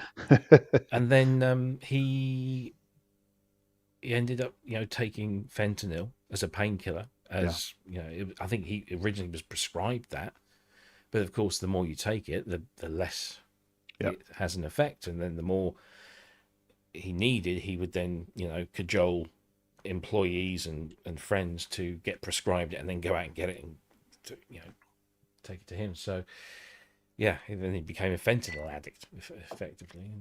And that was that. And he found at the bottom of, in the basement of Paisley Park in the lift at 5:15 a.m. dead. What a way to go. I mean, this man who was... I mean, I believe it. I see it in San Francisco all the time. All the fentanyl cases up there walking around like broken robots. It's really sad. Yeah. So... devastating drug. Yeah. Really. Well, I mean, you look at... Has it hit the UK a lot? Have you guys seen a lot of that over there? No? Not really, no. Only medically. Yeah. Yeah, I think our processes over here are much more... Because the problem is the drugs, everything's being laced with it now. So instead of cutting with mannitol or something like that, they're cutting with fentanyl to make it more addictive. And then the people are getting overdosed and fucked over. And, so you could be a functional addict many years ago, but not anymore. Well. Paul Holmes, at least he didn't have a burger. Yeah, better to die in a lift than on this shitting related accident, isn't it? Yeah. Oh, like Elvis, yeah. Yeah, there are better ways to go. What was strange tonight? It's like we're in this IMAX theatre, and I know in America this would probably happen all the time, but in Britain it doesn't. But we're watching a live concert, a concert movie, and at the end of each song, the audience that are in the movie, are cheering and clapping. But the audience in the theatre was doing it as well, or some of them were anyway. They were cheering and clapping a movie from 1987. Yeah. Nobody would be appreciating that, but they were getting. It seemed odd. Part of the experience. Well, if you saw the screen of those Taylor Swift movie people, they're clapping like crazy every time she's playing a song. Yeah. I mean, she could fart into a wine bottle and go fucking mad, wouldn't they? And what's even worse, did you see the footage of what happened with the that Minecraft movie? And there's a certain scene. It's one of those things like Rocky Horror where they say certain things and they throw stuff and all that. This one they say it's called Chicken Fight or something like that, and all the kids start throwing food all over the place and screaming and sodas. Theaters are getting trashed during these chicken fight scenes in Minecraft. It's like, what happened? That's crazy. I remember going to the movie theater in America for the first time ever, and it was 95, I think. Yeah, 95. And we were I was on this kind of driving trip around California and Arizona and Nevada. And true, pros. We were due to cross Yosemite to get back to San Francisco. So we were up in Bishop, and we got to Bishop, and we were driving around, and we noticed the sign said that the pass was closed. This was in June sometime. The pass was closed because it was still full of snow. So we had to replan our trip, and basically came all the way back down the Sierra to Bakersfield. 395, yeah. Yeah, and down to Bakersfield, stop the night in Bakersfield, and then get up really early the next morning and drive all the way up to San Francisco to make sure we caught our flight in time. So anyway, we were in Bakersfield. We got nothing to do because it was a completely unplanned stop. So I said, why don't we go to the cinema? And they got a double bill on of... it was the third Batman movie. What was that? Batman Returns? The Joel Schumacher one. Oh, Batman and Robin. No. It was the one before that. Batman Returns. It was the Joel Schumacher one with... Well, Batman and Robin is Joel Schumacher. Yeah, but it was the one before that. Oh, okay. I guess it's Batman Returns. The Penguin one. No, you had Batman... Then you had the one with the penguin, the second one. Was that Batman Returns? I think it was Returns, yeah. So the third one. It was basically, anyway, it was that. Val Kilmer one? Yes. Okay. Yes, I think it was the Val Kilmer one. Yeah. And Congo. Oh. Double bill. Wow. And we watched both movies. And we could not get over the audience. Because like in the UK, people would go in, they'd have their popcorn or whatever. They'd sit there and they'd watch the film. And that would be it. You wouldn't hear anything apart from the rustling of popcorn. we go to Batman's, like every time Batman wins a fight or something, or the crowd, and they get. I'm like, what the fuck is going? It's like a football match. What the hell Well, is going Bakersfield on? is a farming community / working class area. It's pretty wild down there. Well, there you go. Yeah. But yeah, so we watched both those films, and yeah. The only time I've ever seen a reaction like that in a cinema was when I saw Eddie Murphy's Delirious. Oh, yeah, I bet. In South London. Yeah. Which was, predominantly a black area at the time. Yeah. And that was amazing. It was the most incredible thing to sit there, and the reactions of the people in the auditorium were the same as the ones on in the film. Yeah. And it was something else to Chris see. Rock has great routines about that. But yeah, just to experience it live as well as, to be watching it on a film was pretty bloody incredible. Yeah. My dad took me to see 2001 when it came out. How old would I have been? I was going to say, it shows how fucking old you are, doesn't it? 35? Not good with numbers, are you? No. Well, my dad took me, so I've got to be less than 12. Fucking hell. I can remember, I can remember it, but as a child, I've seen it 1,000 times since, but I can always remember it as a child, and explaining it to the kids at school the following day and going, there's the monkey bit, and then, so you watch the monkeys, and you have to wait a while before you get to see the spaceships. And at my age, not making any connection between those two, it was like an early feature and then main event kind of thing. It was like two separate films, and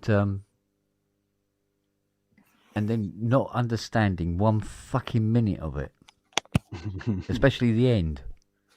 Mind you, when I watched it when I was a lot older, and just sort of like, still don't get it. Still really don't Well, to understand. be fair, most people went to it under the influence of substances, so because there are lots of that would crazy have effects and motion.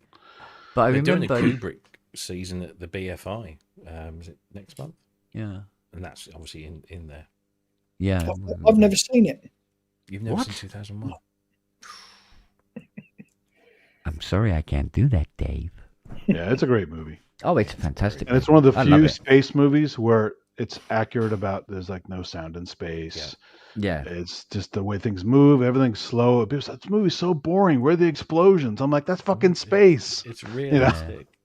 You know? It's like on that Starliner thing, coming up to the space station and rotating with the station, and the woman walking along, the stewardess. Mm-hmm. Oh, with the pen. And you can the see camera turning. You can see the thing it's mounted on. If you look carefully, you can see. And she enters in upside down and everything, and the camera turns around. Everything. Yeah, it was really good. I thoroughly enjoyed. I enjoyed it as a space film, but I had no idea what the fuck was going on at all. So I'm trying to think. When did it come out? 67. Something like that. 68. Yeah. 68. So I would have been 6. I mean, it had to come out before 69 because he used that knowledge to fake the moon landings, right? Cool. No, he had. Oh, yeah, I know. Because you read about it and you go, no, he had the fucking lenses that were created it was just so for ridiculous. NASA to be able to use on the moon. That's why he was able to make that film with just by candlelight. What was it? What was the fucking film he done? It was set in like the 17th century. Barry Lyndon? Yeah, Barry Lyndon, yeah. Yeah. Because he could use these lenses, worked in such a way, but the slightest bit of light, it just grabbed it all. It saw everything. And so he was able to film the film in what the lighting would have been like at the time. But, oh, mate. I also love the fact that it's a great cautionary tale for all this AI shit we're doing now. But, Don't give computers control of everything. I'm trying to imagine what other people must have thought when they saw me dad bringing me into the cinema at 6 years old to watch this film. What was that?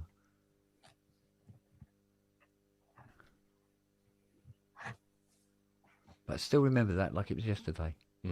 But couldn't tell you what the fuck I did yesterday. Plus, it had great Strauss music in it. It was just really. Oh yeah. I mean, that's when I fell in love with classical music. Yeah. You changed The music was the Blue Danube was perfect to the image. You know, they played the trailer for the IMAX reissue of Jaws that's playing some point this because it's the 50th anniversary. Yeah. So it's a newly cut trailer in IMAX. I need to see that film in IMAX because sure, it was incredible. It was just brilliant, and whoever cut the trailer has done it so spot on because they've got all the little bits like we're going to need a bigger boat and all the little, but they're just do you move, Spanish but lady? it's not done in such a way that it's just cashing in on those bits. It was a brilliantly done trailer. Well, we know it's never going to happen to the Jaws film with Michael Caine in. Michael Caine, yeah. Which one was that? Was that 2 or Jaws: The Revenge? Oh, Jaws 3, I think it was. 3, yeah. Jaws 3D. Jaws 4: The Revenge. 3 was 3D. Yeah, I saw the 3D one in theaters as a kid with the glasses and everything. That was crazy. What a fucking awful film that was. It is. Yeah, well, especially since they relocated to a different state, and the shark is following that woman around, right? Yeah. It's like, oh my god. In a Buick. Yeah, the shark was exploded, yet now another shark is doing exactly the same thing. Revenge, it's coming back. Targeting that family. But he doesn't know what an underwater power cable is. Yeah. They go, that looks tasty. Have any of you been to Universal Studios, the Jaws ride? That's kind of funny. Yes. So, yeah, I did that. Yeah. Wow. Gentlemen, I'm going to fuck off. I'm going to bed. Then, fuck off. Oh, I will. Well, it's what, 2:20? Yeah, pretty much. I think got be at the house at 10 this morning, should I say? Oh God. Got to try and get some semblance of a routine back. Kids are back at school on Wednesday. So. I know, right?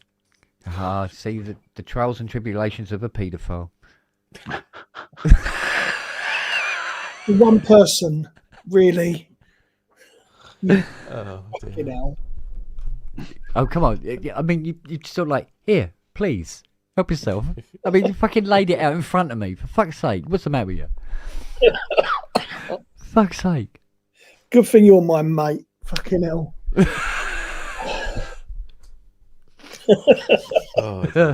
Right. I'll catch you all later. All right, darling. You look after yourself. See you all soon. Ta-ta. Oh. See you later. Oh, I could. I gotta go do some shit too, so. Mm-hmm. It's good hanging out though. Always fun. Yeah, good to see you again, Good buddy. to see you, mate. Even all the tech issues and everything you've got going on. Oh God. Keeps it interesting. Yeah. I think it's time to do another rewire, Kent. Just rewire the whole fucking studio. Oh, I might have a. Yeah, he's so frightened that I'm going to do that. Honestly, I might have a reorganisation once Big Girl goes. Yeah. And because I want to get that down at a decent level, but over here and that on top of it, but up at an angle, blah blah blah blah blah, and all this. Because it's crowded and it's like fucking cables and shit everywhere. Do you currently have anything around you that's not racked? That's not a repair? Do you have all your stuff out pretty much? This is some of my stuff. Yeah. Then there's stuff over there, stuff in there. So those aren't repairs. Those are just your things in the back. No, this is my stuff knocking around, and then there's a shitload up in the attic. Where's the System 55? Where'd you put that?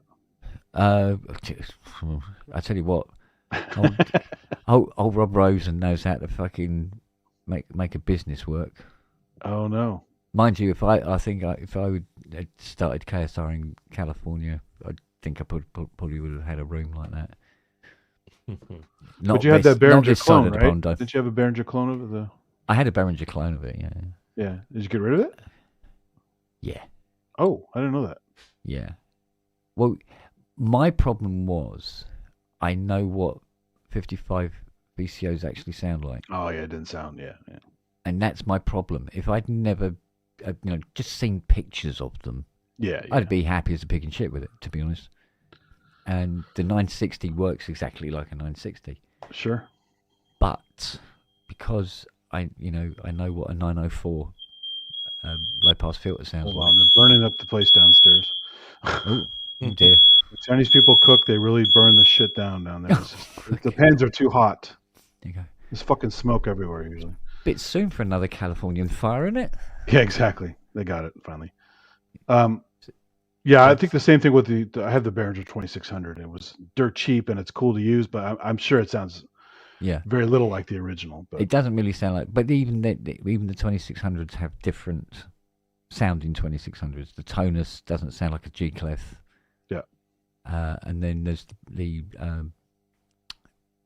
black and red, the Mark IIIs, which were technically also G clefs, but not.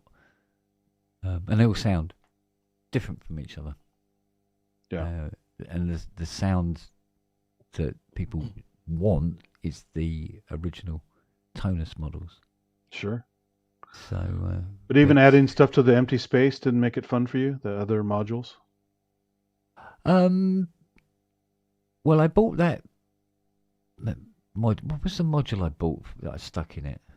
A few things. Well, one I know it came with a broken module, right? Didn't it come with well, actually, the whole thing. The MIDI CV was broken or something like that. Yeah, well, the whole thing was out of tune and didn't scale properly as well. Oh, that's Behringer. Yeah, that's Behringer. No, I bought a couple of modules for it, and I plugged them in, but never actually used them. And then Keith showed great interest in it. And okay, cool. There you go. Nice. Enjoy. So. Yeah, it takes a lot. I'm trying to do a set for Inky's thing on Hardware Jams as an Inky celebration, Inky Fest coming up. Oh, and I always like to use Modulator for stuff like that, or the EMOMs. And I don't know if I have any. God damn it, they're doing it again. I don't know if we're gonna have time for the to make something. Yeah. Because Modular takes so long, even though it's fun, it takes so long to get something from scratch. So we'll see. Yeah. So I get it. I get you. I also got rid of it because you don't have time, right? I mean, yeah, that's always been a. You're surrounded by some pretty awesome gear right there. So. Yeah, I do like machines that you can just sit down and just play. Yeah. And all the pokey stuff. I just don't have the minutes in the day for it, I suppose. True. Yeah. So yes, and I haven't exactly helped myself by taking on a Mustang restoration. Oh yeah. Yeah, that could be your whole day right there for weeks. Oh, and God, weeks and weeks. yeah. Well, it has been. It's been 3 weeks now. I worked with a guy who was restoring a late 60s Mustang. Yeah. It's just endlessly not finished. Yeah. And he's been working on it for like a decade. So. Yeah. I mean, the really good thing is that Fiona's doing so much of it. She's putting down the, it's like aluminium-backed sound deadening pads, and she's doing all the floor and the boot and everything. And then she's bought the carpet and the new carpet for it and everything like that. Yeah. And so even when I'm getting on with other things, stuff is getting done to the Muzzy. So that helps. So well, hopefully you don't have to buy any stuff that needs the tariff action. So. Well, I mean, I got all the panels now are all in primer, flatted, clay barred and everything, ready to rock and roll, and the wrap's been ordered now, the whole roll, massive roll of it, and so I'm just glad I've got rid of all the shit, the body filler that was like in places, like it was like fucking 6 inches deep in places. All the rust holes are gone. Damn. All the inside of all the panels are all treated now. Rust converter, painted. All ready to drive around the block almost. Well, the thing is, the more we put in, the more we'll get for her. Yeah. Oh, you're gonna sell it? Yeah. Oh, okay. It's not a practical car for me to own, is it? No, not at all. Not even for actually, someone who's there out all isn't the a time. car that's practical for me to own. Actually, come to think of it, is there? There's no such thing. So I'm doing this for the love of doing it. I just Oh, love that's cool. restoring. Always love restoring. Well, I love restoring anything actually. Yeah. I've restored a washing machine before now. It was bloody great. Oh shit. Love it. But yeah. So I'm restoring the car because I love restoring cars, and I've always wanted to restore a classic. Oh wait, it's not the classic. No, but it's in the Muzzy, but range. it is a classic that was in my price range. Yeah. And we speculate it being worth maybe twice and a bit more than we paid for her. So, and then that money goes back into her life savings. So, all good. Oh, one unrelated thing I always forget to ask you guys. I know that thank goodness Tesla is kind of dead in the UK. There's not many, but what other electric cars are over there and were popular? Are there a lot of them? VW mostly. VW mostly. Yeah. There's and they're not hybrids; they're full electric. There's a couple. There's a couple of Toyotas, aren't there? They do quite well. Yeah, there's a lot of the little stuff. I mean, yeah. If you're looking at little small crossover SUVs, most of them are doing quite well over here. But you see a lot of the VW IDs, Polestars. You see quite a few, but you do see a lot of Teslas. Yeah, quite a lot of electric vans. Yeah. Now as well. Yeah, isn't you there? still see a lot of Teslas. Okay, but no Cybertrucks really. No Cybertrucks. No. Are those little BMW electric cars popular?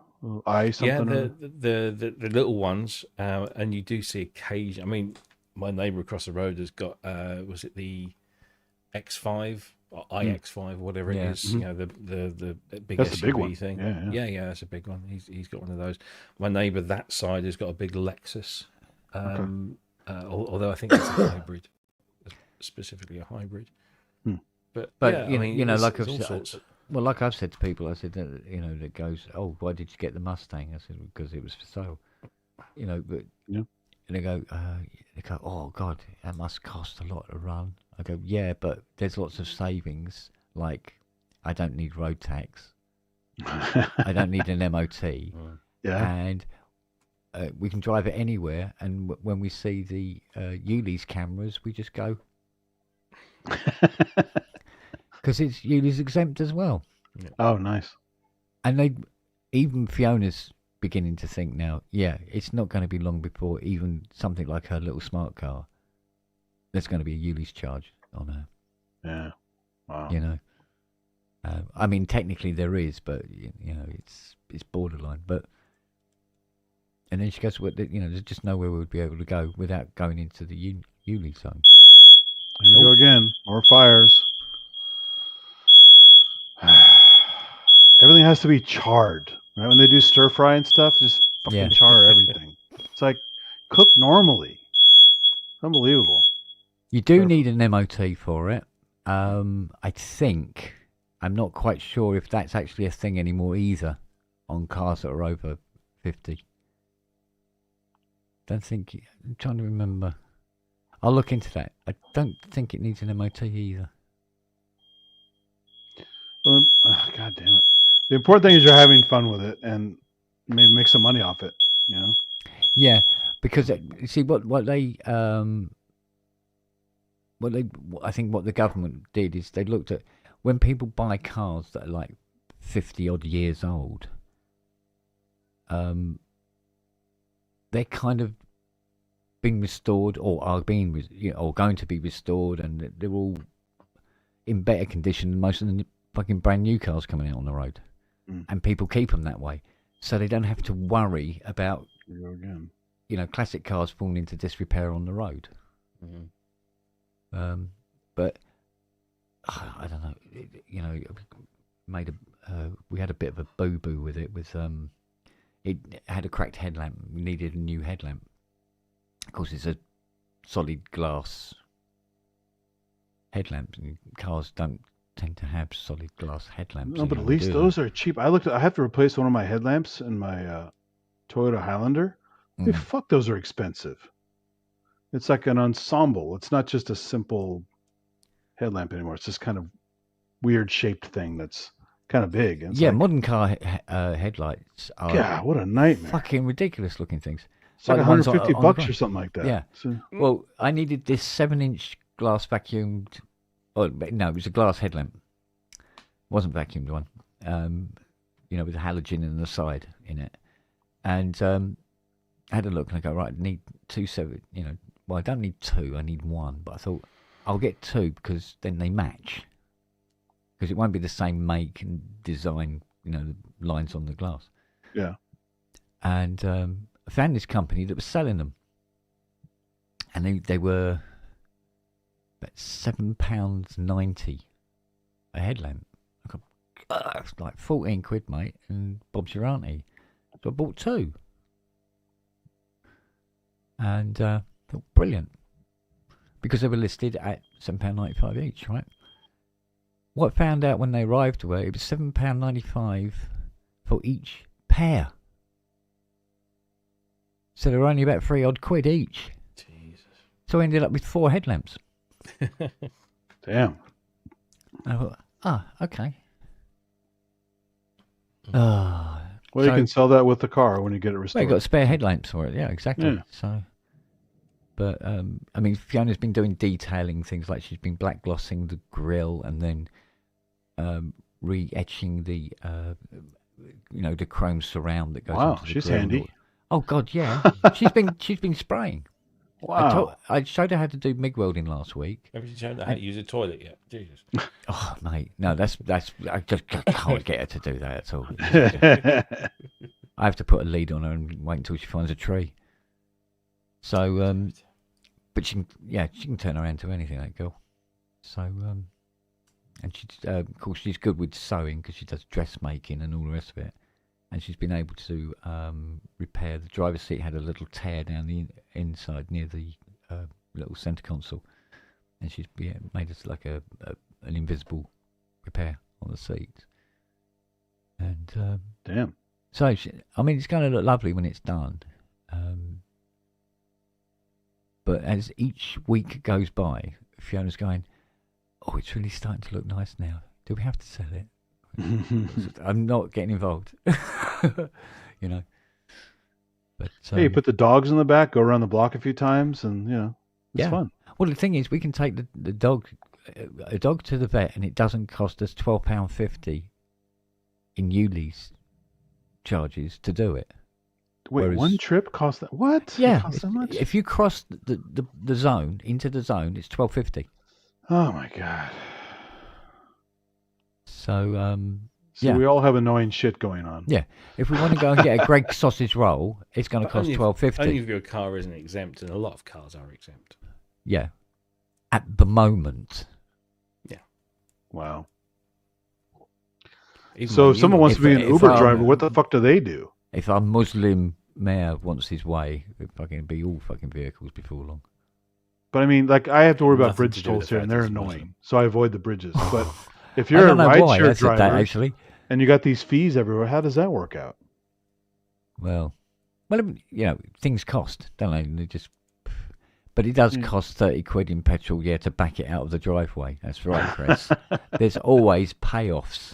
Yeah, but it's that throaty. Oh yeah, she sounds, because she's got that bloody 5.9 Cleveland in it. It's like, oh, you fucking beauty. Is that a 350? What is that? 351 351. cubic. Yeah. My 73 Chevy Impala had a 350. It was a beast. Yeah, they are excellent little girls. They really are. Yeah. So, because the that funny car. Remember I was talking about Ross Pryor? That funny car. It was a 9-litre. That fucking thing. It was bored out.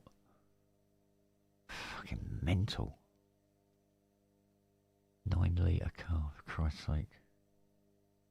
I don't know. Wow. But swings and roundabouts essentially. So hopefully we'll get most of the exterior finished off before the weather. Well, you're tag teaming. That's great. Yeah. So there's a Jupiter 6 I've got to look at on Monday. So I've got to get on with that. So she's going to get on with whatever the task is, because there's always something to do. Do you see a lot of Europa mods in the Jupiter 6s? Not a great deal, no. No? Wasn't popular? No. I think it was, but only to certain people. Yeah. And then it dropped off again. So. Yeah. which happens quite a lot. There's like the one for the JX3P as well. Oh, there is. I didn't know that. Oh yeah, yeah. There was a mod for that.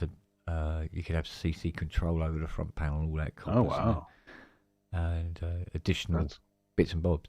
that's cool. Yeah, but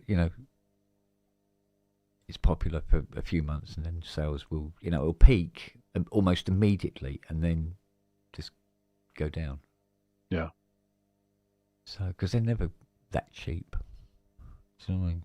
So, it's always Very good nice. when the machine is worth more. Always fetching more on the market. Then it's worthwhile investing the money in them. Sure. But yeah, there wasn't that many. I haven't come across that many Europa modded JPs. I must admit. Or anything with like Tontech in it, any of that stuff? Not really, no. No. No, not really. I think the most prolific add-on I've ever seen on any of these things is Kenton MIDI kits. That's about it. So They were the first to have that kick-ass little host box. I love that thing. Yeah. Put a little battery pack on it and you just take it anywhere and hook anything to anything. It was really cool. Yeah. And funny enough, old John Price is working on something else now. Got a new product coming out with Kenton at some point. But they've moved away a bit now, because they used to be literally there. Literally, you could hit them with a brick from here. And they've moved up onto the other side of the downs now. So they're a bit further away. But at least it's not into the Ulis area. That's all. It surrounds us now. Comes right round. Yeah. Like 180 degrees sort of around us. And that's only London extended area, pretty much? Yeah. But they're talking about extending it again. So we may actually end up being in the Ulis area. So other big cities don't have a similar thing? I'm not sure. I don't. There are about 7 cities in the UK that have. There's major clean ones, air. isn't it? Yeah. So you got Bristol, Sheffield, Manchester, Manchester, Liverpool. Oh, so Brooksy has to pay driving around Sheffield? Not Liverpool. No, he doesn't have to pay if his car is compliant. I mean, if you go to the government website, you just type in, you search for it. It gives you the 7, I think it's 7 cities that have similar sorts of low emissions zones around. As long as your car complies, you're fine. And you can go onto this one website and just punch in your reg details, and it'll tell you which ones you comply with and don't. Yeah. And if your car doesn't comply, its value suddenly drops through the fucking floor. My last 2 cars, one was a 2-litre turbo diesel, and my current one is a 2-litre petrol. Yeah. And both of those comply with that. And the petrol kicks out over 200 grams of. Well, what is it? I forget what the measurement is, but it's 200 something. Yeah, if it's very grams energy efficient, it's okay. Yeah. So it's more than just a catalytic converter. You have a bunch of other stuff to think about. It's all down. It's down to how many whatnot carbons First of all, come out your its car's arse. got to be, the engine has got to be like Euro 6 compliant, which is like a European wide standard of engine efficiency. So as long as it does that, then that's pretty much you're through the door. But like with my diesel that I had before, the one I've got now, it uses AdBlue. Do you have You must have AdBlue. I don't. No, I'm not familiar with that. So AdBlue is an additive that's urea based, and it goes. Wow. You just add pissing it. You could, but you add the AdBlue into the system, and it goes into the exhaust system and drastically reduces the nitrous oxide. Oh, interesting. So even though your engine might be as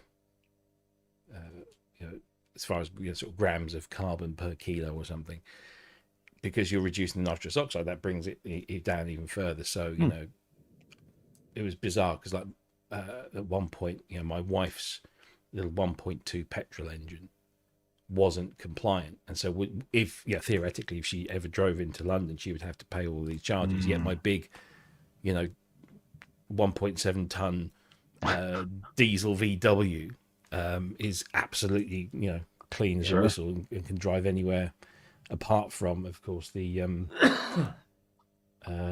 congestion charge zone, which everybody has to pay regardless of what your engine, because it's a congestion charge, and that's just in the centre of London.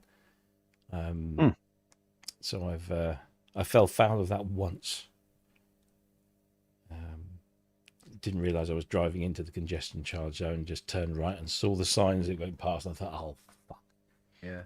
got to pay that one. By which time you've been on more cameras than Marilyn Monroe. Well, indeed. Well, not showing your bits though. Oh, so. not showing the bits. Well, you don't know. It depends how he drives. Well, maybe if you're driving au natural, then my wife always tells me to drive balls out. So Yeah, I must admit, I still get a little wry smile when I think of the irony of taking a 5.9 litre gas guzzler and it sort of like thump, thump, thump, thump, past the cameras going, yeah, it's fucking ridiculous, And then some poor bastard in a little 1300cc Ford behind me goes, shit. Yeah. Yeah, but the point is, you're driving your car into that area maybe once every year. The guy behind you in his little 1.3 is driving every day. Yeah, but if Fiona was driving it in there every day, same thing. Oh yeah, but she's not because of the type of car it is. The classic car doesn't get driven. They know that people don't drive 30, 40-year cars as a daily driver. You people, cars, you're preserving the cars to take to shows, and generally they go to the show on the back of a trailer. So. And what's the oldest British car you've seen on the road? British-made car. British made. Yeah. On the road. Still on the road. Yeah. Still on the road. I saw a genuine Ford Anglia. Yeah, I'm thinking older. Hang on. So what year is that? Anglia. I think they go back as far as 58. Yeah, wow. 50s. Okay. Ford Anglia was just a beautiful little thing. You don't have people doing like the classic, like the Model T, Model A kind of retrofits and driving those kind of things around? Oh yeah, you'll see that, but generally you'll see those at shows and mostly at shows. There is a geezer on the other side, down in South Surrey here, but he's just an eccentric guy. He was always in the local paper. He drives into Epsom daily in a 1931 Bentley Le Mans. Wow. And it's worth 1.5 million quid. Holy smokes. And it was sold as a road car to the general public, although it was the Le Mans winner 4 times. It's exactly the same car, and it's got a supercharger on the front of it. It's almost as big as other people's cars. And it was a very big, long beast with with bicycle wheels kind of thing. Really, really, really long. My friend drives a 1930 Citroen. Oh wow! Yeah, doesn't drive it often on the road, but he does drive it on the road. Yeah, it's one of Is it kind of like the Der Chevaux? However you say that? No, it's not. It's way before that. It's with a big engine up front. With massive. Looks like a fucking steam train. Yeah, I mean, it looks like a Nazi staff It's car. like the Bentley. The bonnet must be what, 12 Oh, with foot the big long? pipes on the sides and one of those kind of things. Yeah, that's it. Yeah. Wow. And the running board going on it, and the spare wheel on the back, bolted on the boot lid. You often see like cars from the 70s, like Vauxhall Vivas or Ford Escorts, and you see some of those around. Every now loads and of Mark again. 1 Escorts still knocking about. I overtook was it a Mark 1 Escort? Yeah, it was a Mark 1 Escort just the other week. Yeah. And a Vauxhall Viva. Vauxhall Viva, my God. I know. You don't see many of the rust buckets because they've obviously rusted away. Things like the Austin 1100. Every Fiat before 1987. Oh God, they barely made it out of the fucking factory without Somebody getting was rust trying to holes. sell on Facebook Marketplace the other week over here someone's trying to sell a Fiat Superstrada. Do you remember the right. Strada, the robot, yeah, the yeah. one that was built by robots? Yeah, yeah. They made a big thing about that. Yeah, didn't they? It was a Superstrada, and it was just horrible. It was just like it was. You knew if you just went like that to it, it would just dust.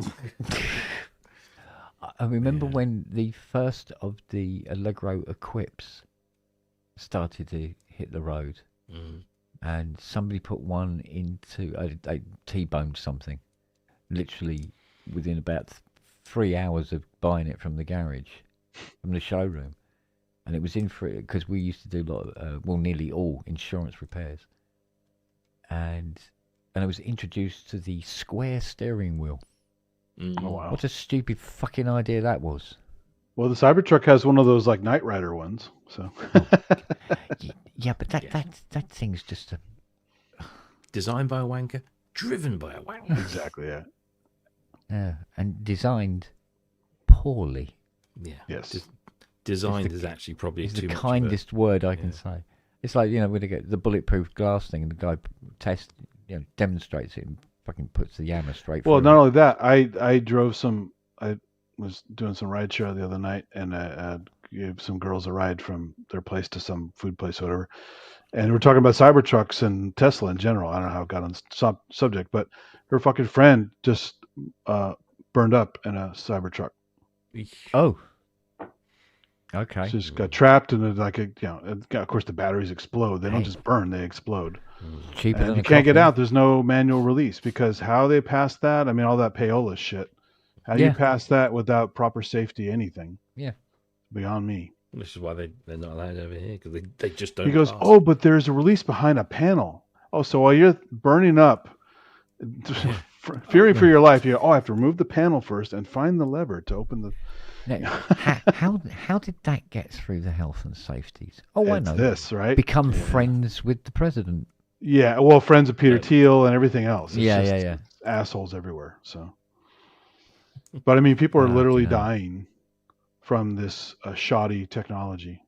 I'm quite surprised at how many videos I've seen of Cybertrucks on fire. Mm-hmm. And regular Teslas too. It's all the same bullshit. Yeah, I mean, you do occasionally you see electric cars on fire. Yeah. And weirdly, No, you the see cars lots of that cars have on the fire. explosive combustive liquids in them, not so much. No, I don't know. Well, There's I been a think few it might around be here because recently. it's because they've had longer to perfect it. Well, yeah. That's what it is. The safety features have come along in dribs and drabs over the donkey's years. Which is just so much power in those battery arrays. As soon as they short, it's over, right? And because everything's powered, as soon as that shorts, you have no power to open anything and get out. Yeah. So Yeah, because you see, what was weird about the Allegro Equip having this squared off steering wheel is because it didn't have power steering. So when you were coming out of a tight bend, you could let the steering wheel slide through your hands. But this thing's like, blah, blah, blah, blah, like that if you do it.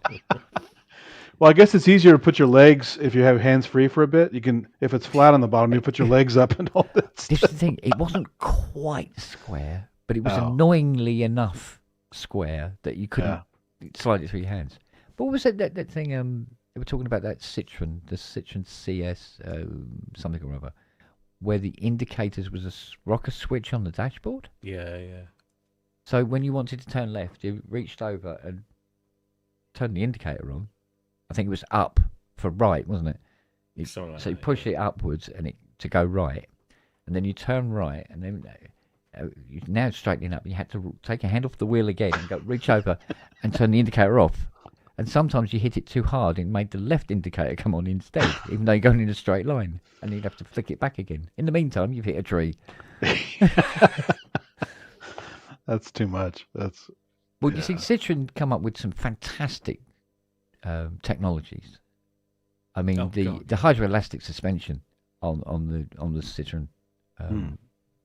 Was it It's an incredible CSCV? system. It was DS. fantastic, and you could park, and the car down. I mean, the CX was it the C? What was the Palace, the big one? Oh, yeah, the It Palace. was a fucking gorgeous car. Yeah. There it is, the Allegro Equip. Die. Wow, that is And weird. that's It looks the- like that's- somebody bent it or something. It's Yeah, just, but you see, the interior in that is the Vanden Pla. Vanden Pla, yeah. That is the plush one. You want to see the fucking basic model? It looks like an Airfix kit built by a kid who didn't know what the model. He lost the picture on the box and didn't know what the fuck he was making. wow. Awful. Amazing how some things get out like that. And it's just, didn't some people say, that's There was kind a of lot- ugly or kind of bad design or? There was a lot of weird designs come out in the 70s, and that was. It was the 70s. Yeah, but I think that came out It did. just 1980. I think it was just coming out of the 70s. But there were a few donkey designs come out. The DAF 55 was the funniest one of the lot. That was so funny because it had a gear stick. Because what it did, it had a forward gear and a backward gear and a reverse gear. Yeah, and on the gear stick was a cog. There was a slot in the gear stick with this cog in it, and it either engaged with the go forward gear or the go backwards gear in the gearbox on the stick. Oh. So you were putting it into gear. And they go, clutch? Nah, let's not worry about it.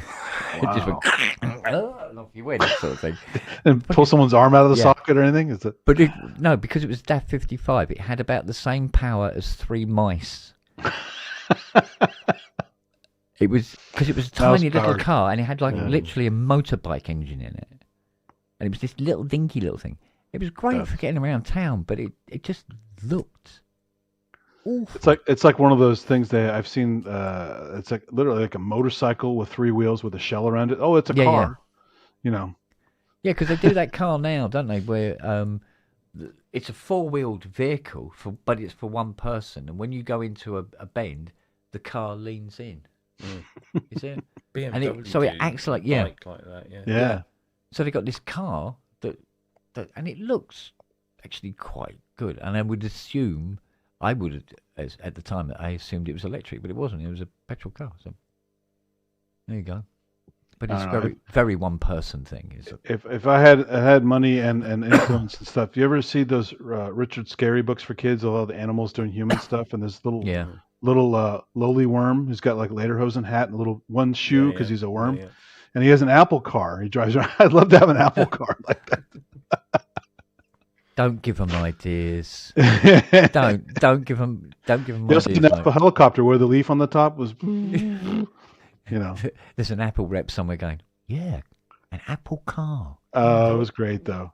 That's still. Yeah, and I'd get one, and I'd be sitting here go, I can't get into it. Apple have been designing What's the car code? for a number of years now. Yeah. Yeah. But They my build when I worked at one of the Apple buildings as a contractor, there was a parking lot next door. We kept noticing all these minivans and other types of things coming and going during the day. And after some digging, gossip and stuff like that, we figured, oh, that's their early test platform for Apple Car. Yeah. That never saw the light of day. No. And so they were They testing it complete- way back when. Have they completely given up on that now? Well, now they have they still have the Apple mapping cars going around, which is weird because every company has their own little mapping cars, Google and blah blah. So I've seen the Apple mapping cars, but I haven't seen any official Apple cars. They were supposed to.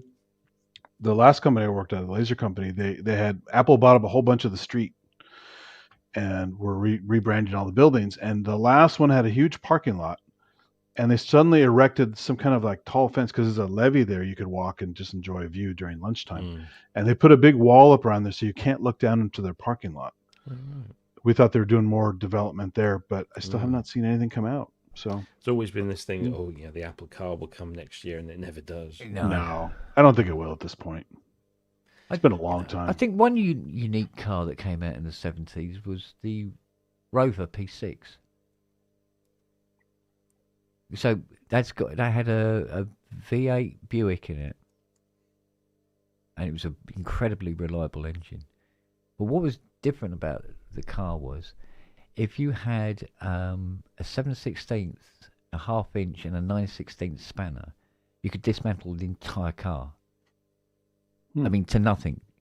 The body came off the chassis. Wow. You could take all the wings off. You could take the doors off. You could take the roof off, the bonnet, everything. the flitches, everything unbolted. It was literally a Meccano kit of a car. How did that survive a crash, though? It was really robust. Really? Okay. Really robust. It was a very, very tough car.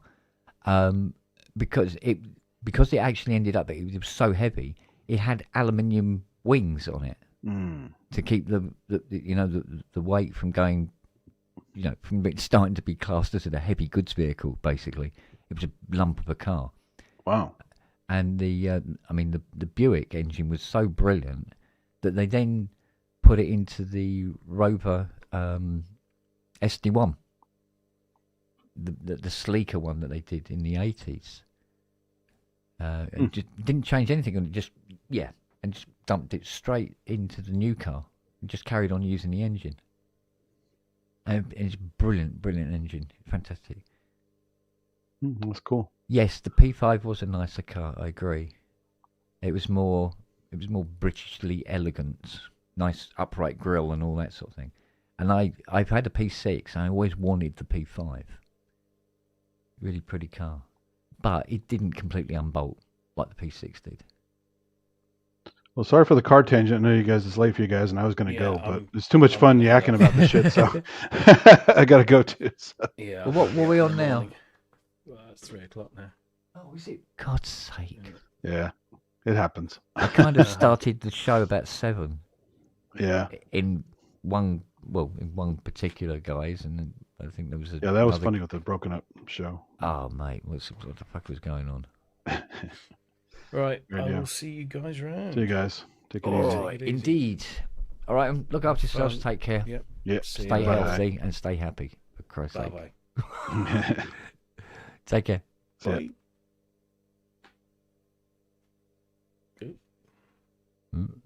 Oh, there we go.